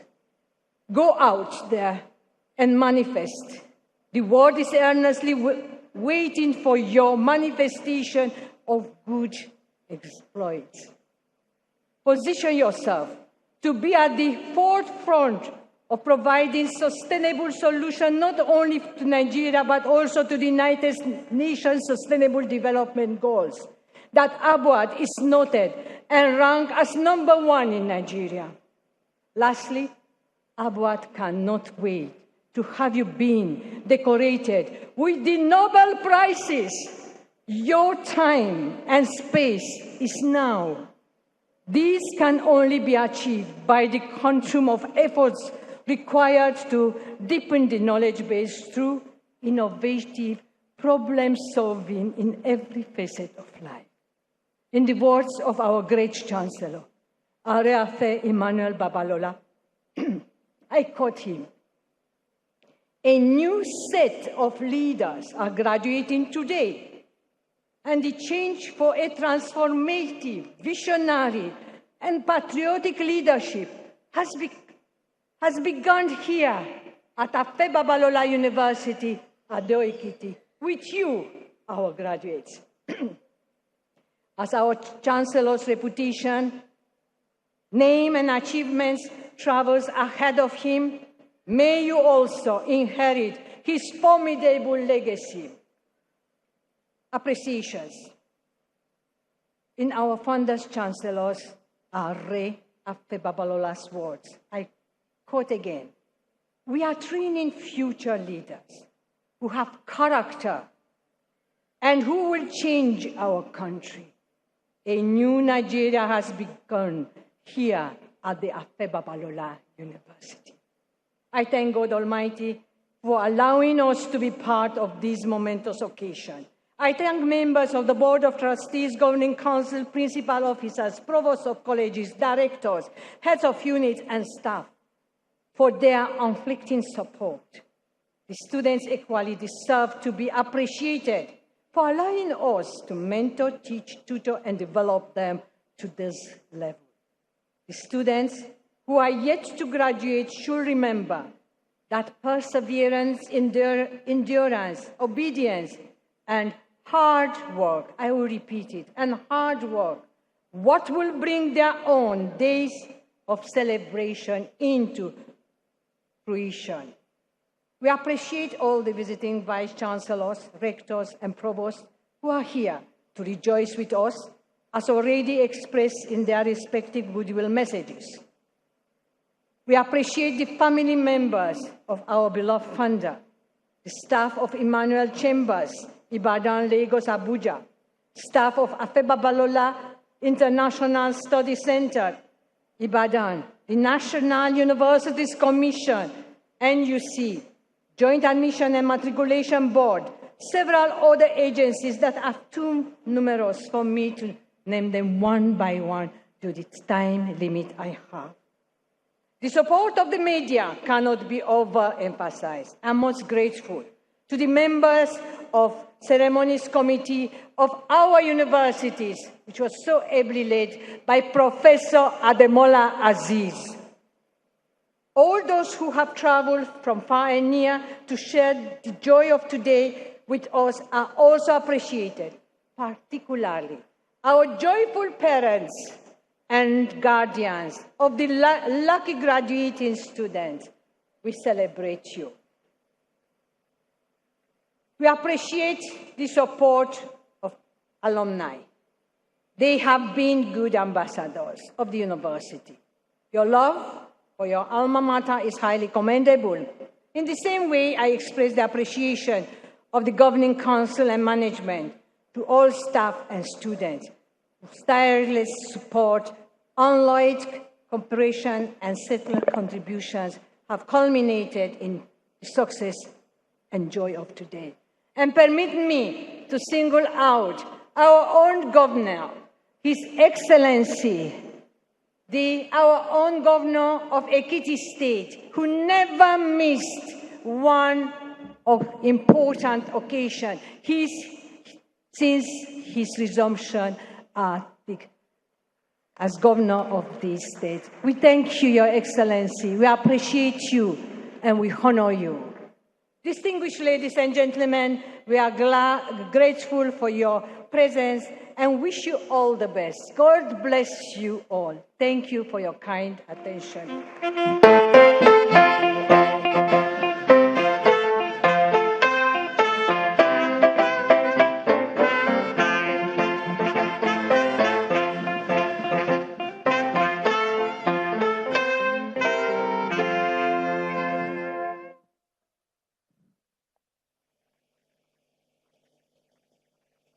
May I respectfully invite the Pro-Chancellor and Chairman of Council to address the convocation.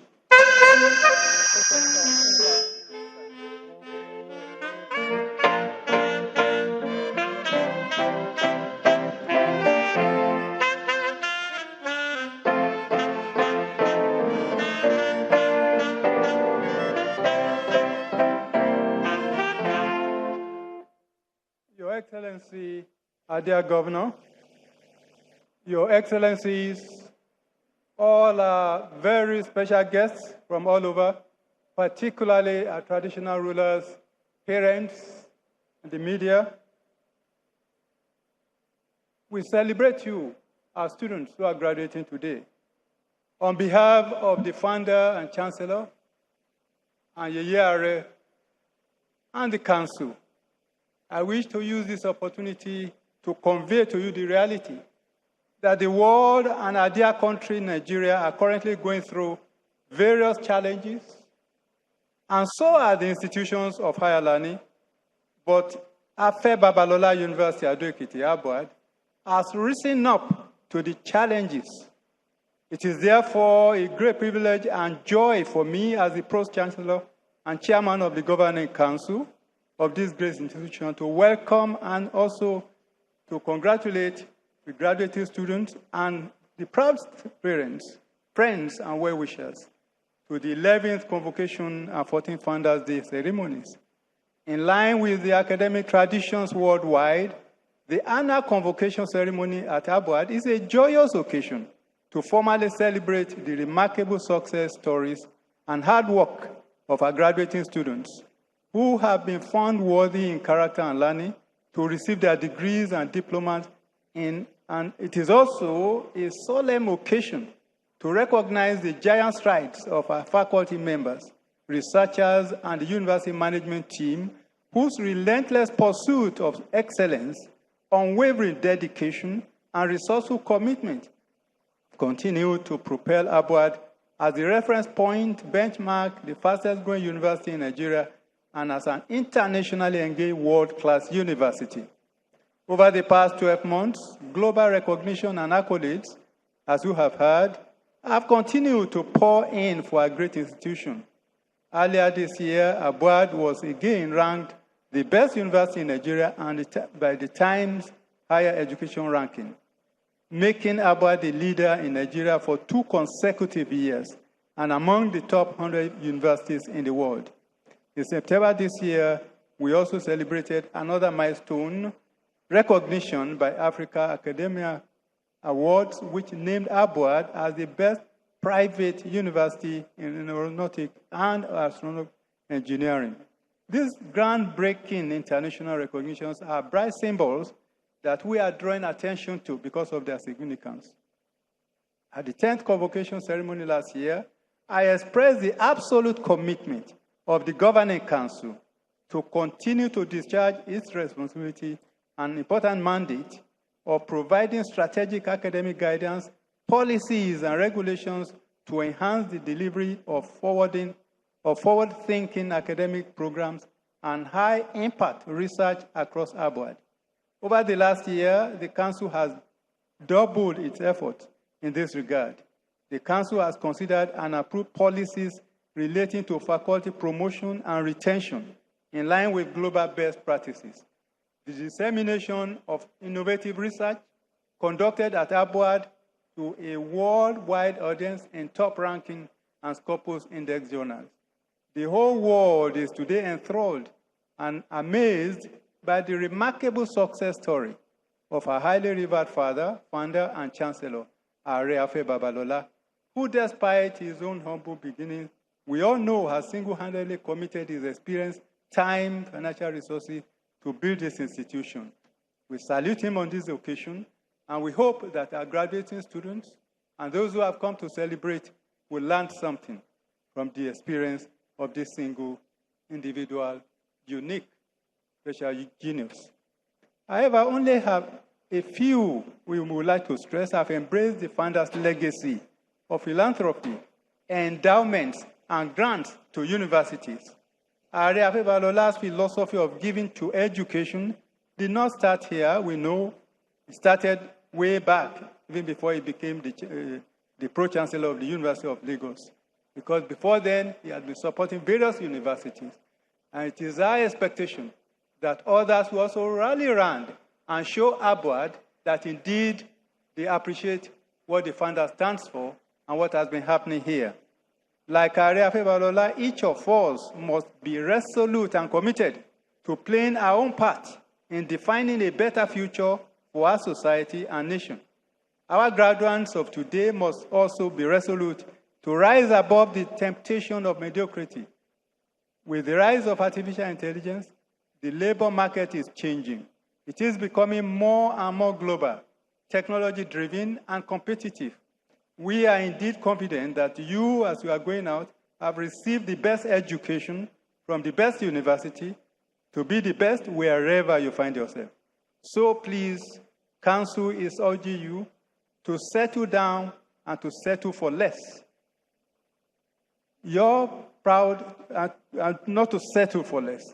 Your proud parents, your family, and yourselves have overcome several difficulties for you to be here today.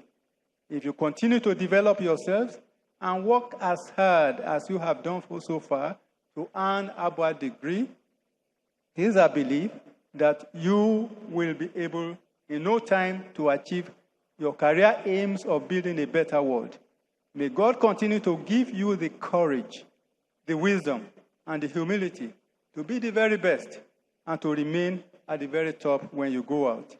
My address, however, will not be complete without expressing sincere gratitude to the entire university management on behalf of Council, and also, of course, my governing Council members for the dedication that they have in promoting and supporting the vision that the founder has for ABWAD. Distinguished ladies and gentlemen, we again thank you all for your continued faith in ABWAD, and we wish you journey mercies by the time you go back to your various destinations after this ceremony. May God Almighty bless you all. Thank you.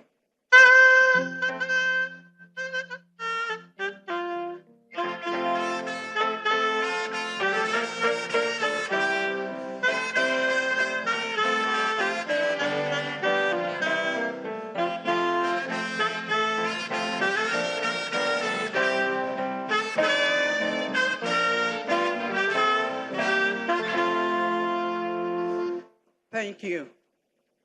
I will appreciate absolute silence in this auditorium, please. No walking around. There's a seat for everybody to sit down. Thank you. I have the greatest honor and privilege to respectfully invite the Chancellor, Afe Babalola, to the podium.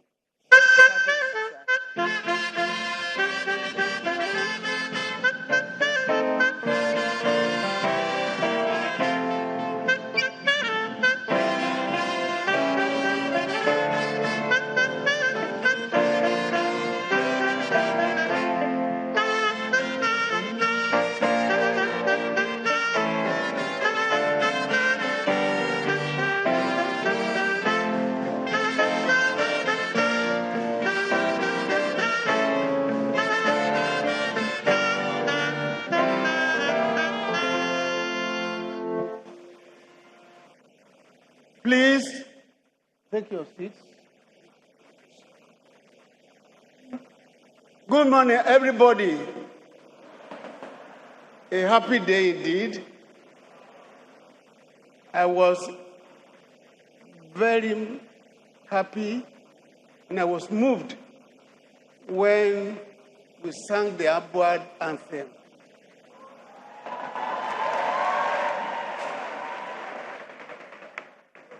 For the past 11 years, I've never seen such a rousing, sentimental applause.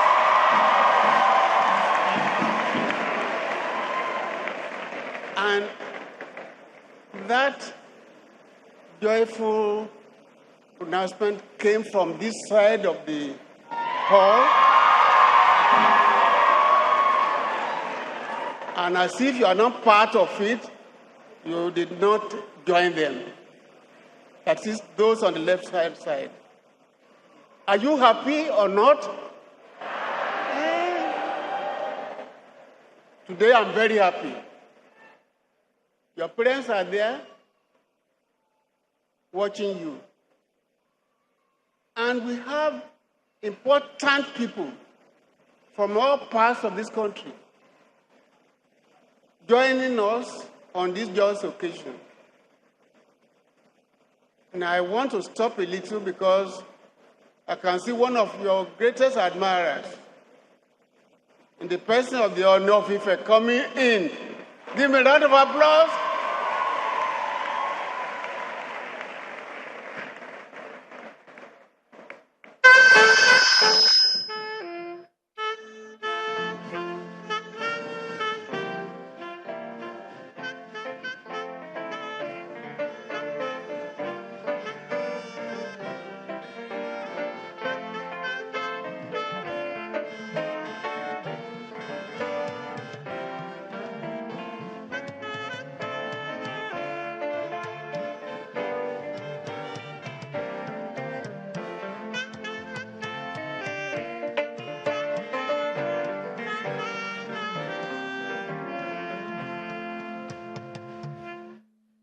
Ladies and gentlemen, I'm not holding brief for the Honor of Ife.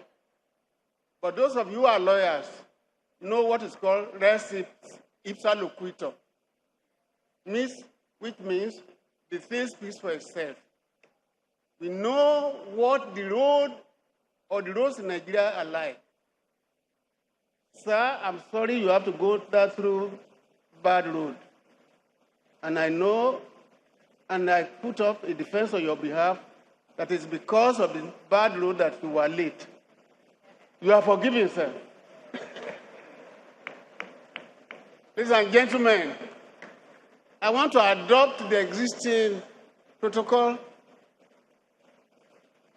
but it will not be fair if I do not mention in particular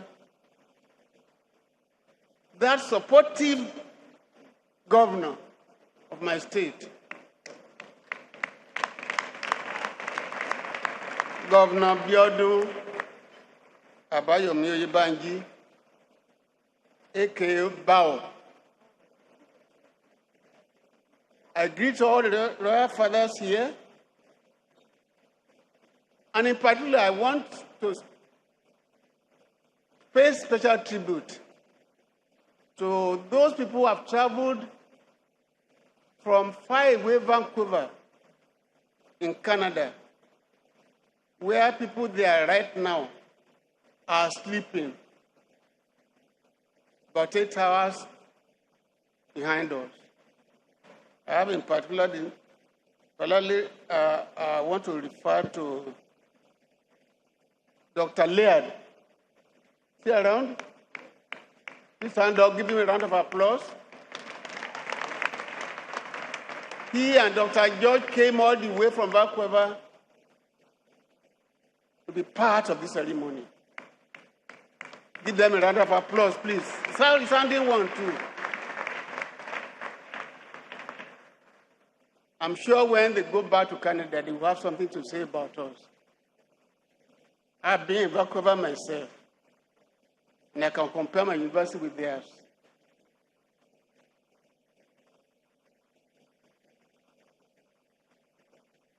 I want to pay special tribute to another important world citizen who is here to be part of this ceremony, but who is going to be given an award for his contribution to nationhood. His name is His Excellency Chief Emeka Ayoku, GCON, GCVO, CFR, former Secretary General of the Commonwealth, who delivered a most impressive and educative convocation lecture yesterday. Over the years, I've heard and listened to lectures, but to me, this was the best lecture I've ever listened to.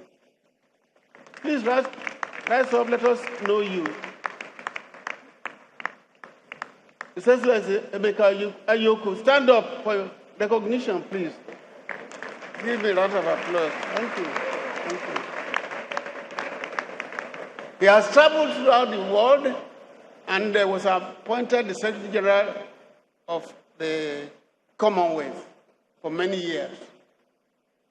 I'm going to circulate a copy of the lecture to the Department of International Relations. I also want to seize the opportunity to introduce to you the former Justice of Supreme Court, retired, forced to retire, because he still had 9 years more on the bench when his people wanted him to become the Emma of Lafia. Please stand up for recognition, sir.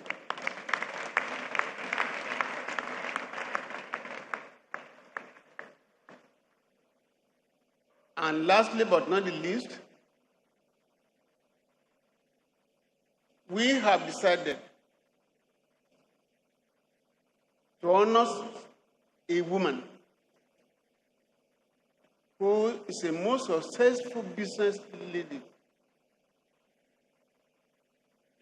She's highly qualified, but like I told you, she chose to be an entrepreneur.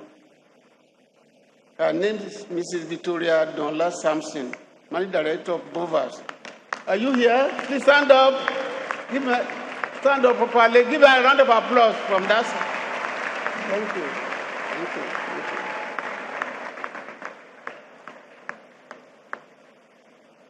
I thank the Almighty God for bringing you here, for bringing the parents here, for bringing all of you here to witness our 11th convocation ceremony.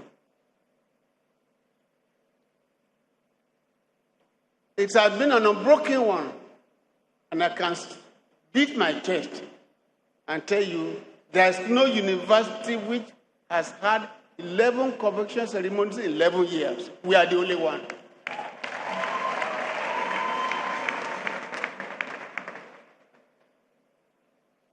To my dear parents, I love you.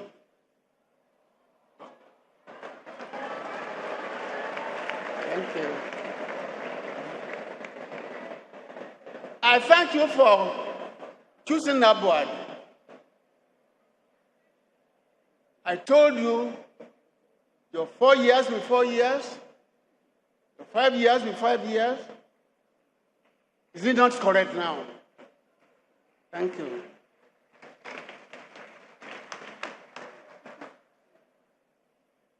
We thank you for appreciating the value of quality and functional education. We are the only university that offers residential education in this country.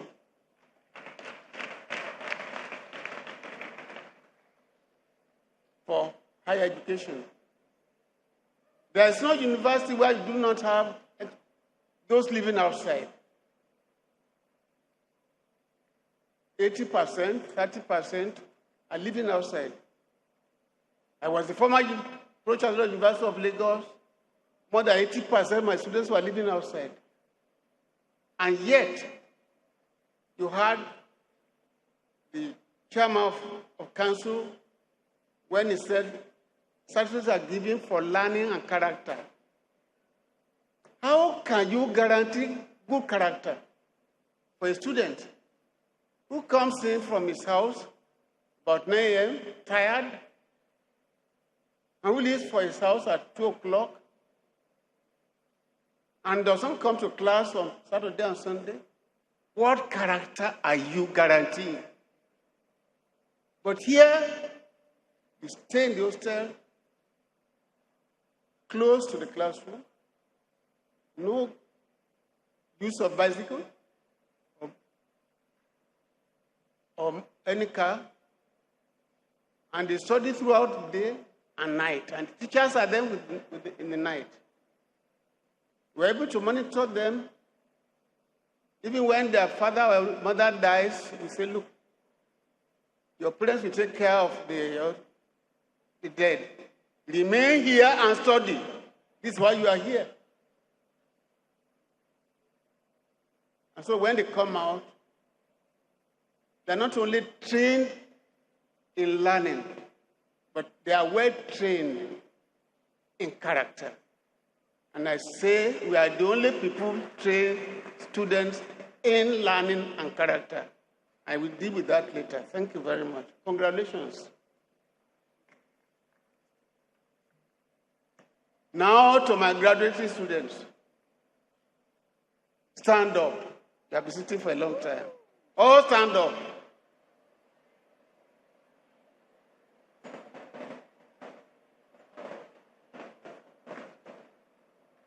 Turn to your parents and say, thank you, thank you, thank you, thank you, thank you, thank you, thank you, thank you.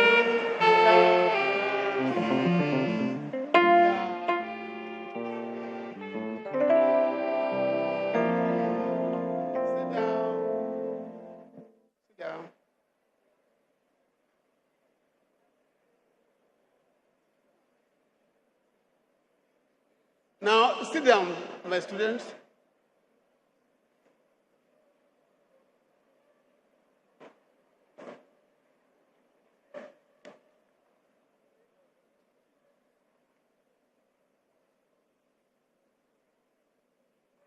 Now a word for you, my students. Today is your day. The success stories of those who have graduated before you should challenge you. You have a duty to keep this flag of superlative achievement flying. One of you graduated about 6 years ago, a lawyer, now in Lagos, has the chambers of more than 10 lawyers. He has his own building as chambers. Not only that, he has an estate now in Lagos. But beyond that, he has offices in Dallas. One of you. Give him a round of applause. I've told you, don't mind whether there's economic depression or not. Once you are armed with the certificate from abroad, you are respected by any employer. But beyond that, what we train you, what you are trained for here, is not only to obtain certificate and go to your parents. Mommy, I have my certificate, look for a job. No. You know what we trained you for. It is to use the education which we gave you, to use your hands and to develop yourself and be your own employer and employer of others. Even with my own humble beginning, I was offered series of employment. When I got one degree after the other, I said, no, I want to work on my own. And my poor mother, an illiterate, said, go and work. No, I say I want to work on my own. If I had stayed in civil service or worked in civil service, I would have retired many, many years back. In fact, I would have been dead long ago.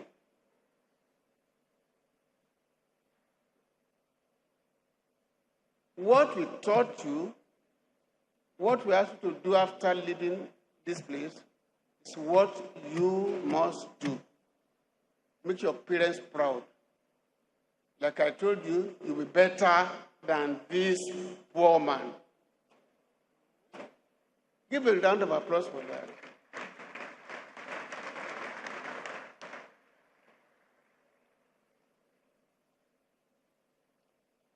Who we are, what we are, and the way people see us can be gleaned from the multitude of goodwill messages from the past presidents, past heads of state, former governors, the NUC. Let me stop at that. The NUC representative is here.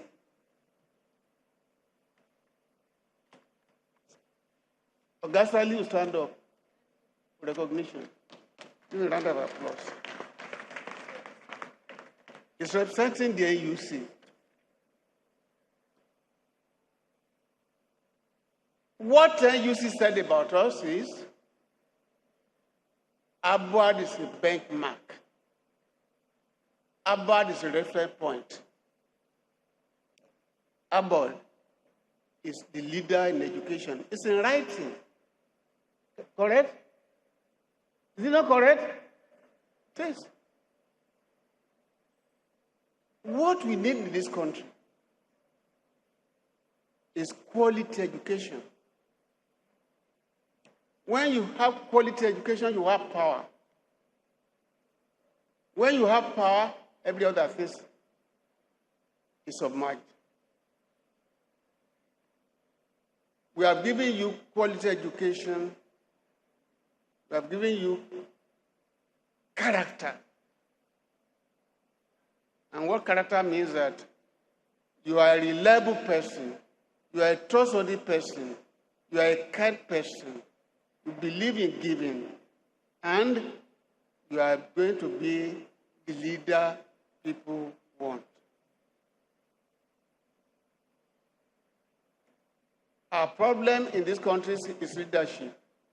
Our country in Africa is leadership.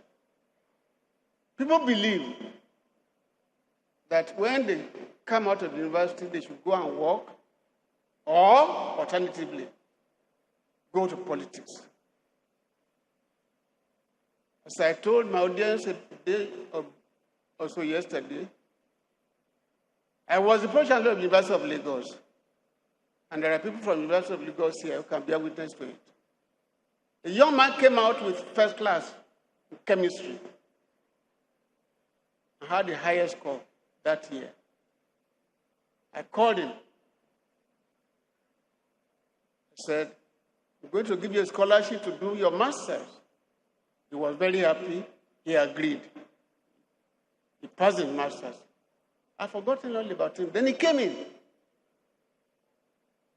and said, "Sir, thank you for the scholarship given to me." I said, "Yes, go to proceed to your PhD." He said, "No."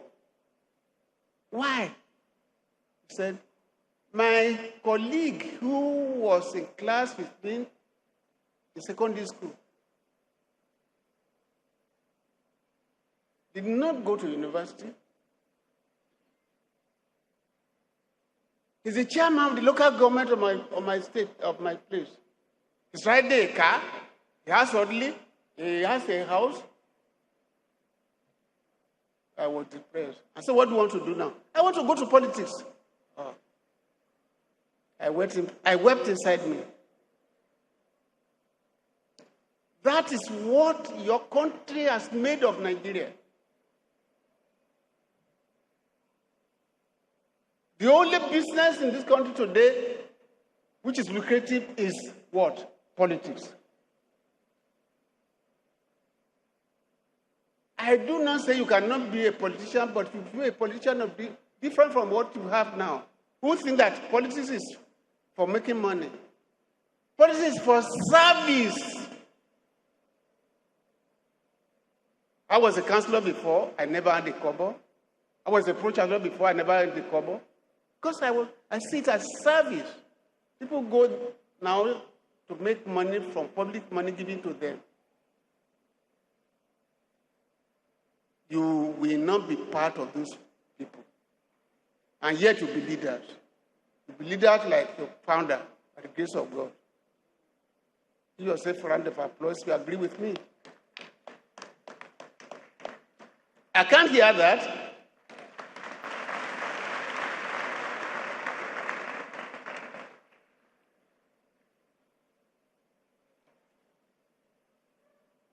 My suggestions are, one,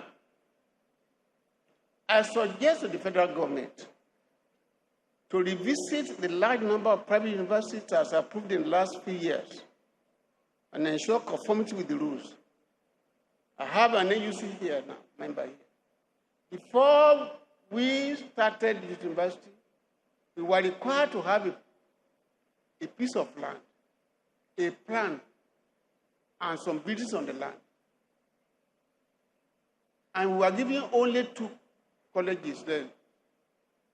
Today, what do we have? Gentlemen, parents, we have witnessed the approval of over 100 private universities without following the rules. You could not, in our case, you could not proceed to do law or do engineering on so many years, 8 years, 10 years, and so on. They didn't give approval now to start a private university in the first year to study medicine. The facts are there. A new university, private university, to start law in the first year. The facts are there. I know we do not follow rules. We do not follow laws. That must stop. I'm urging the federal government to look into the private universities established recently. All of them who have not followed the law should be scrapped. Private universities are special universities registered as non-profit universities. In other words, they are not made for profit. Any extra money must be invested in the university. And that is why all the great private universities in America are the best. Enough is enough. I'm going to write a letter about it. You are silent. You should give me a round of applause for my suggestion.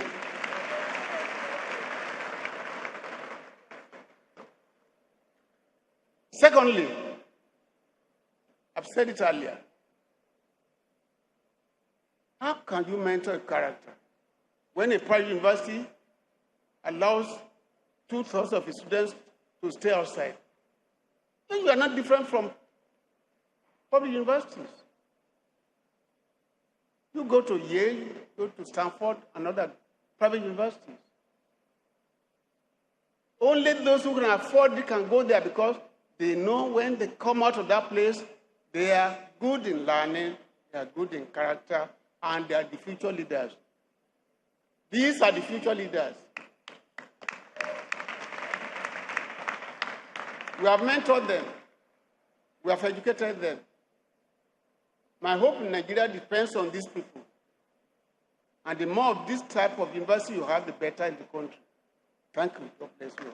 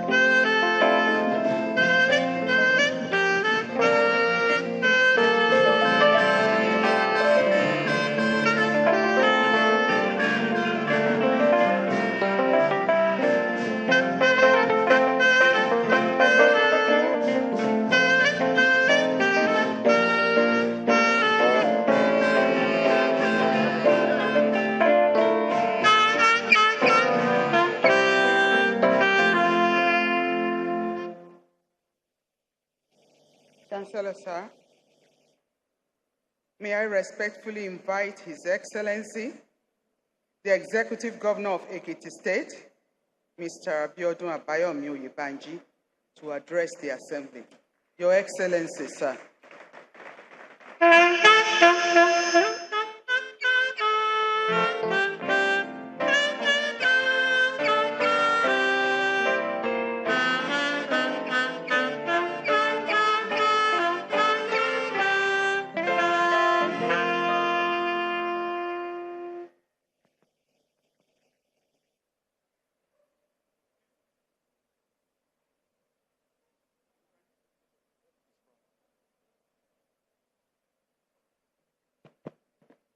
Please, no, thank you.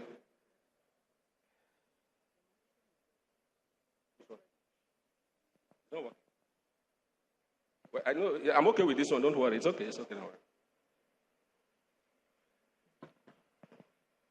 The Chancellor and the father of the Governor of Ekiti State,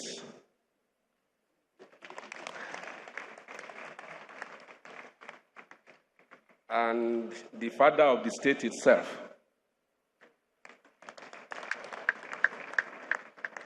Are Afe Babalola and Yeye Are Afe Babalola.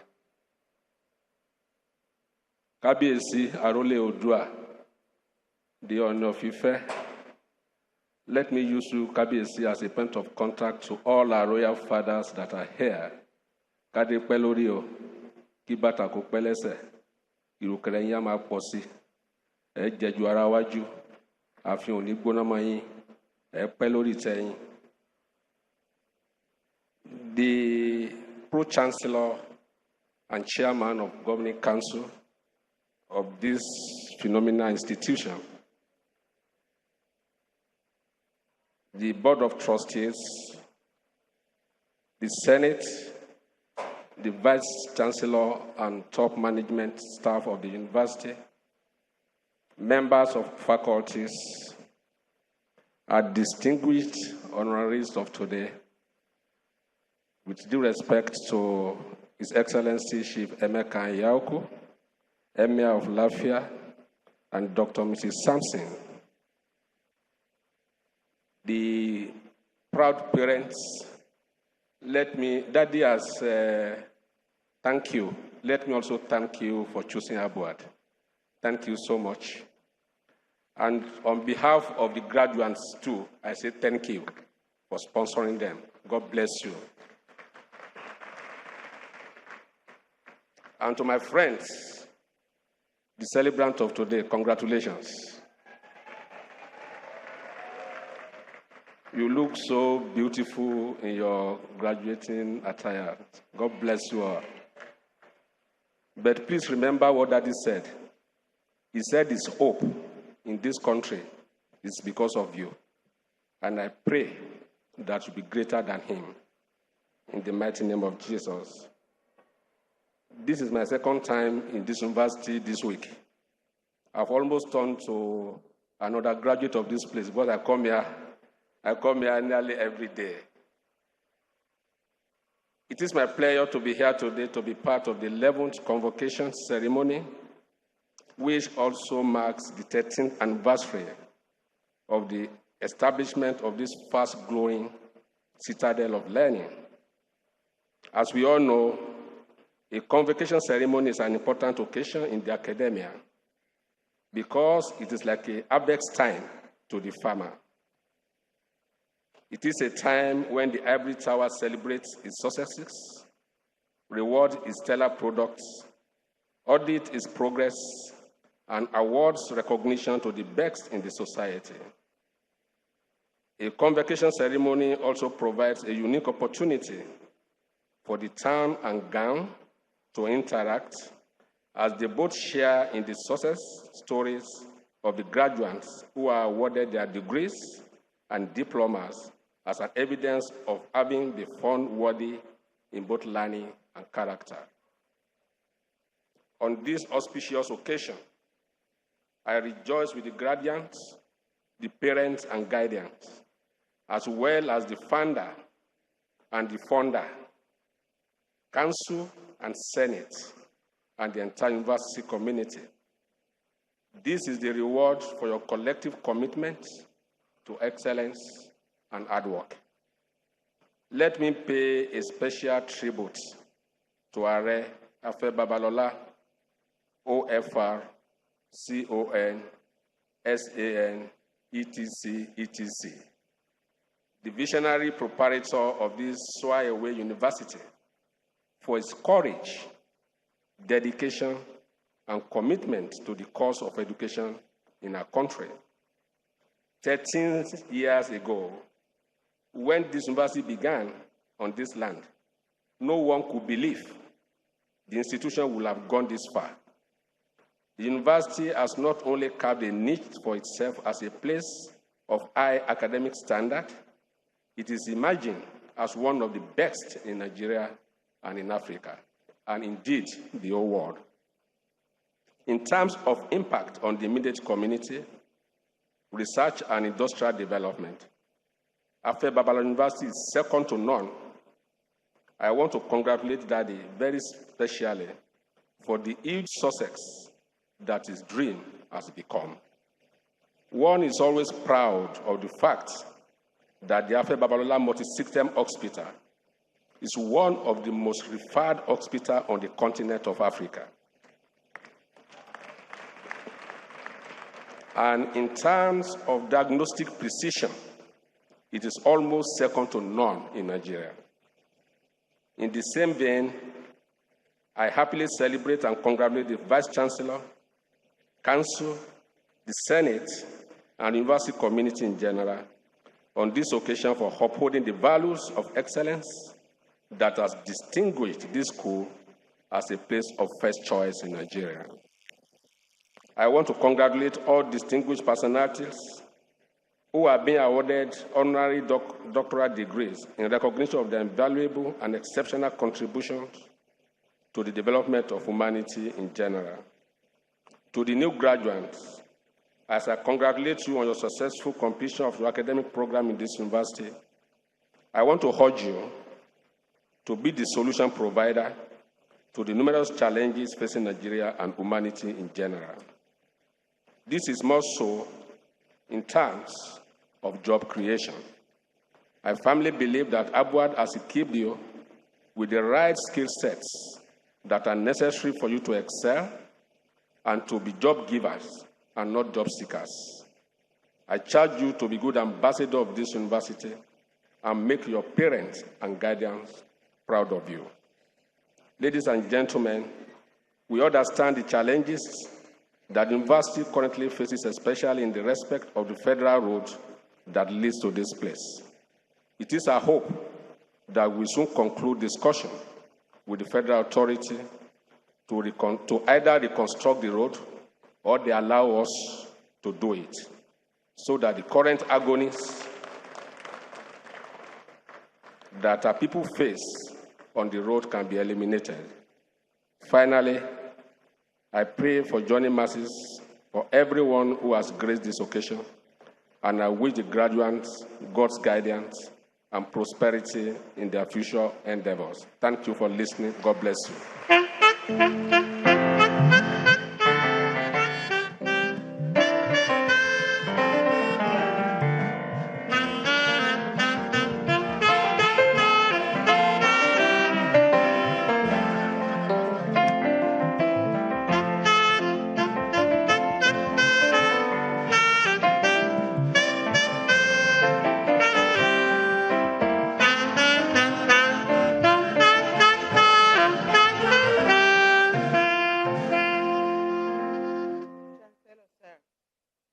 Time to drink from the fountain of wisdom. I have the greatest honor to respectfully invite His Royal Majesty, Oba Dr. Adeyemo Adejupe Aladesanmi III, to address the assembly. Kábíyèsí, sir.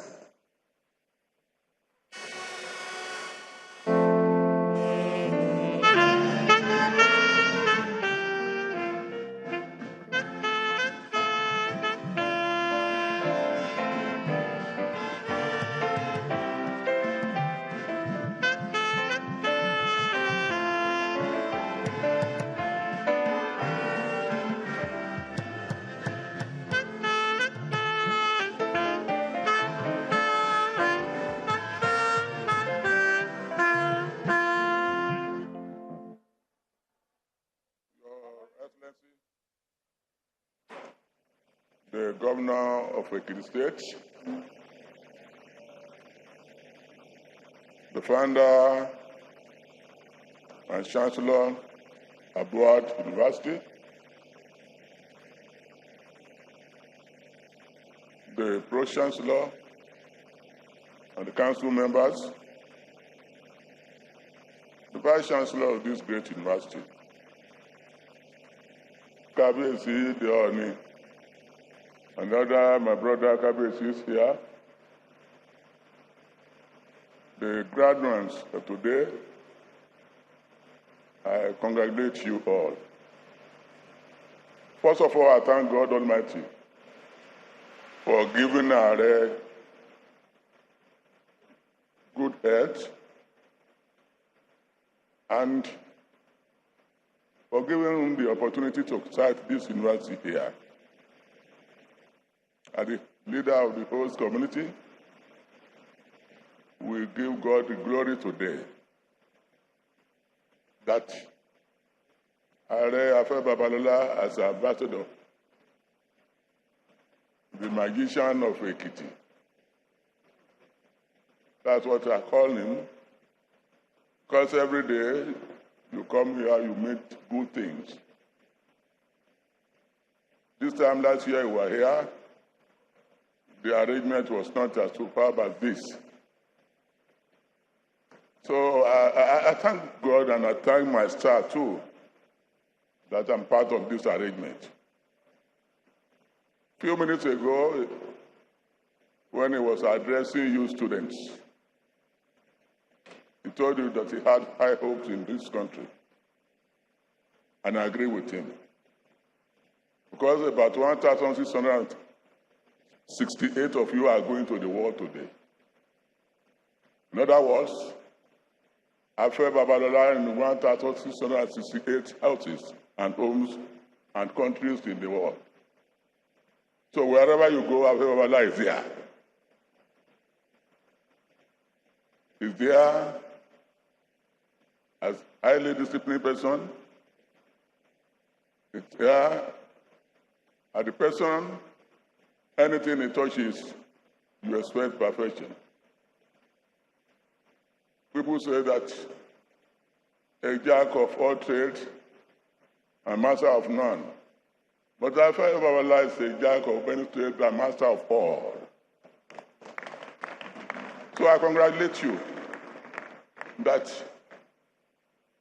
all of you, minimum of 4 years you spent here under his mentorship.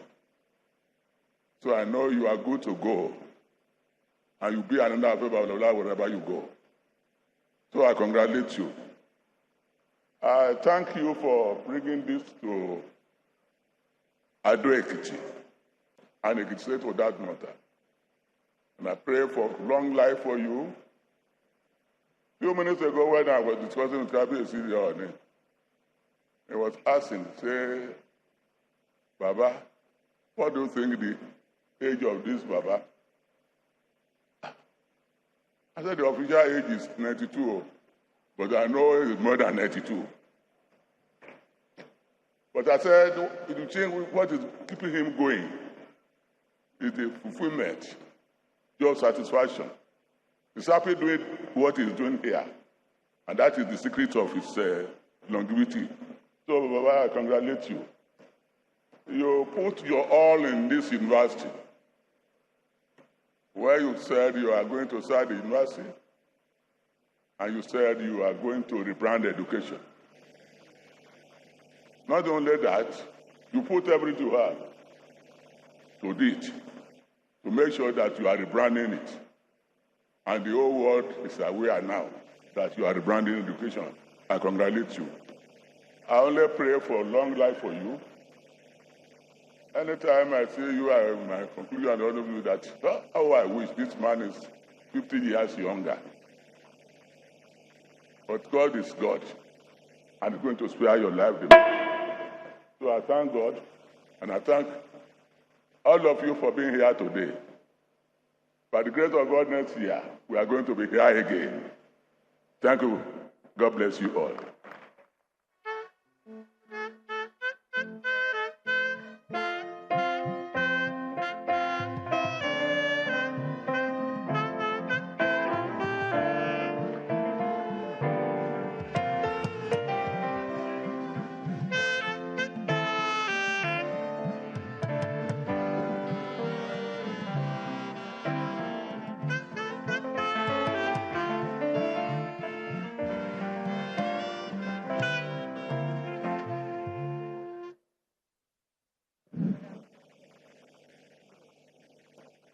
Chancellor, sir, as we continue with our goodwill messages, I have the pleasure to call on the representative of the NUC, the National Universities Commission, in person of Dr. Noel Biodun Saliu, who is representing the acting Executive Secretary of NUC, Dr. Jibril Meyaki.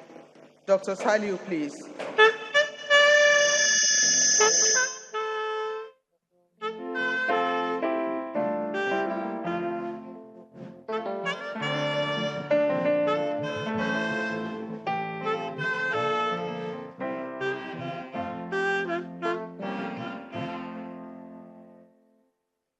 Excellency, the Executive Governor of Ekiti State, the Chancellor and Founder, Afe Babalola University, please permit me to adopt the already established protocol. I bring you very warm greetings from the Acting Executive Secretary, National Universities Commission, Mr. Chris Mayaki, and he would have loved to be here personally to witness this occasion, but he couldn't because of some other official engagement. He has, however, asked that I convey his best wishes for a very successful convocation ceremony. I will just quickly read his goodwill message. On behalf of the management and staff of the National Universities Commission, I expect our warmest congratulations to Afe Babalola University, Ado-Ekiti, on the occasion of its 11th convocation ceremony for the award of first and higher degrees and the presentation of prizes. It is truly a momentous milestone for the graduating students, parents, faculty, and the entire university community. Since its establishment, Afe Babalola University has consistently demonstrated a commitment to academic excellence, fostering innovation, and producing highly skilled graduates who contribute significantly to national and global development. This dedication to education and growth aligns perfectly with the missions of the National Universities Commission and the national policy on education. It is worthy of note that the federal government of Nigeria issued Afe Babalola University its provisional license to operate as a private university in 2007. The university's growth and development since establishment have been in leaps and bounds. It is important to mention that all the 46 programs spread across the 10 academic disciplines in ABUAD have 100% NUC accreditation. Also worth noting is the very impressive performance of ABUAD in the global university ranking, a feat that is commendable and makes Nigeria proud. The university is encouraged to continue to build on these lofty achievements, as the guarantee of quality can only be hinged on continuous quality improvement. As a regulatory agency, the National Universities Commission recognizes the crucial role that universities play in human development and in shaping the future of nations. All over the world, the tripartite mandate of universities revolves around teaching, research, and community development. In the discharge of these mandates, the curriculum occupies a prime position in determining the content and trajectory of knowledge that is impacted on students. As part of its functions bestowed on this by its enabling acts, the NUC coordinated the review of the curriculum of Nigerian universities, a process that started in 2018, leading to the emergence of the core curriculum and minimum academic standards, CCMAS. One of the unique features of the new curriculum is the 70-30 NUC university provision on the core courses.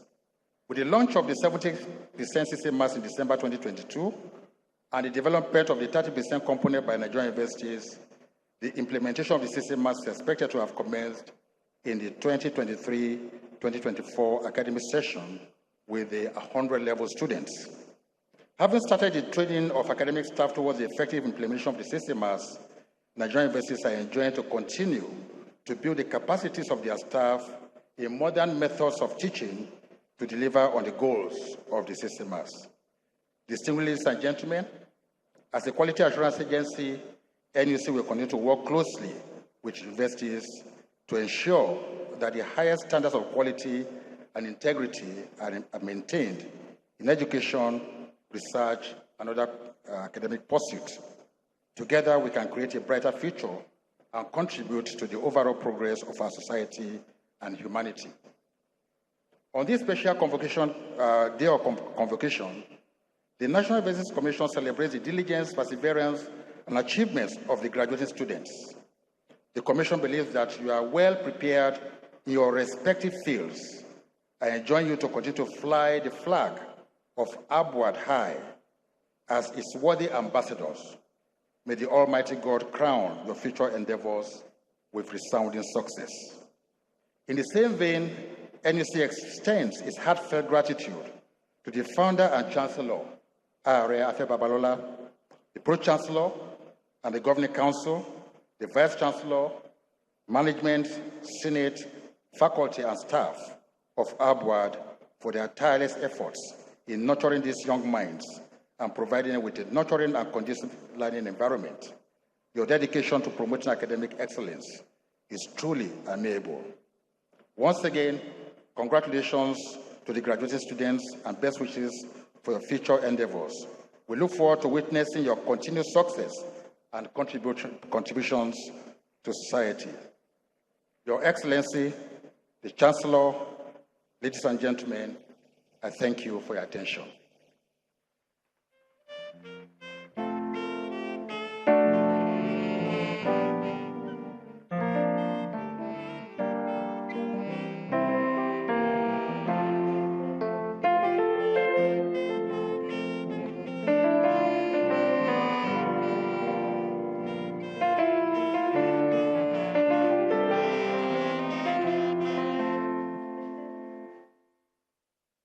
Chancellor, sir, in the same mood, I have the honor to call on the representative of the Joint Admission and Matriculation Board, Alhaji Hassan Lawal, representing the Registrar of JAM, Professor Ishak Oloyede, to deliver his goodwill message.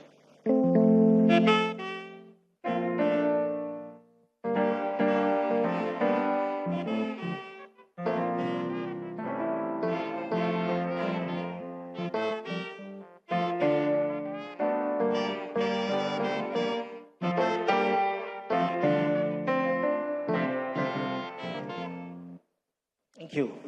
Your Excellency, the Executive Governor of Ekiti State, Mr.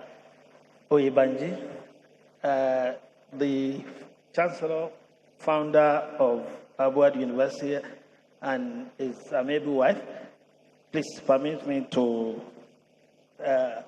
stand on the existing protocol. And let me read the congratulatory message from the Registrar, JAM, Professor Ishak Oloyede.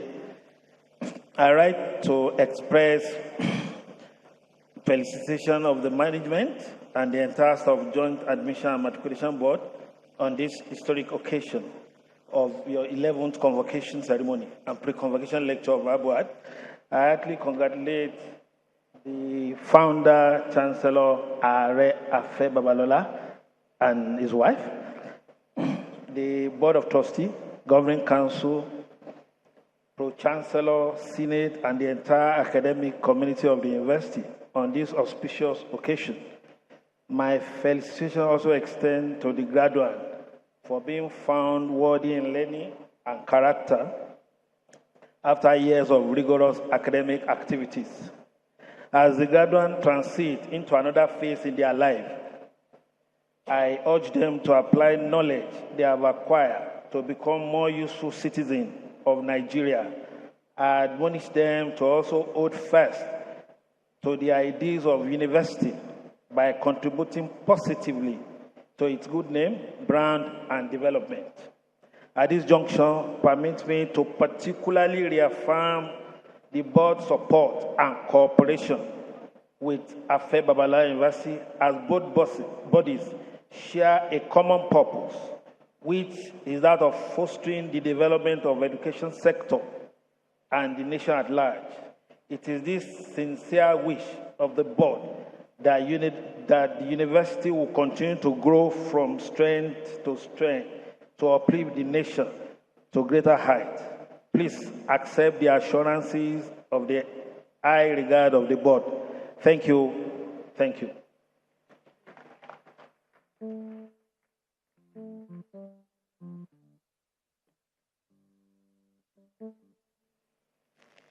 Thank you very much. I now have the honor to call on friends of Abuad and visiting vice chancellors from various universities in Nigeria to deliver their goodwill messages. Can I call on the vice chancellor, Professor Smaranda Olarinde, to please come to the podium?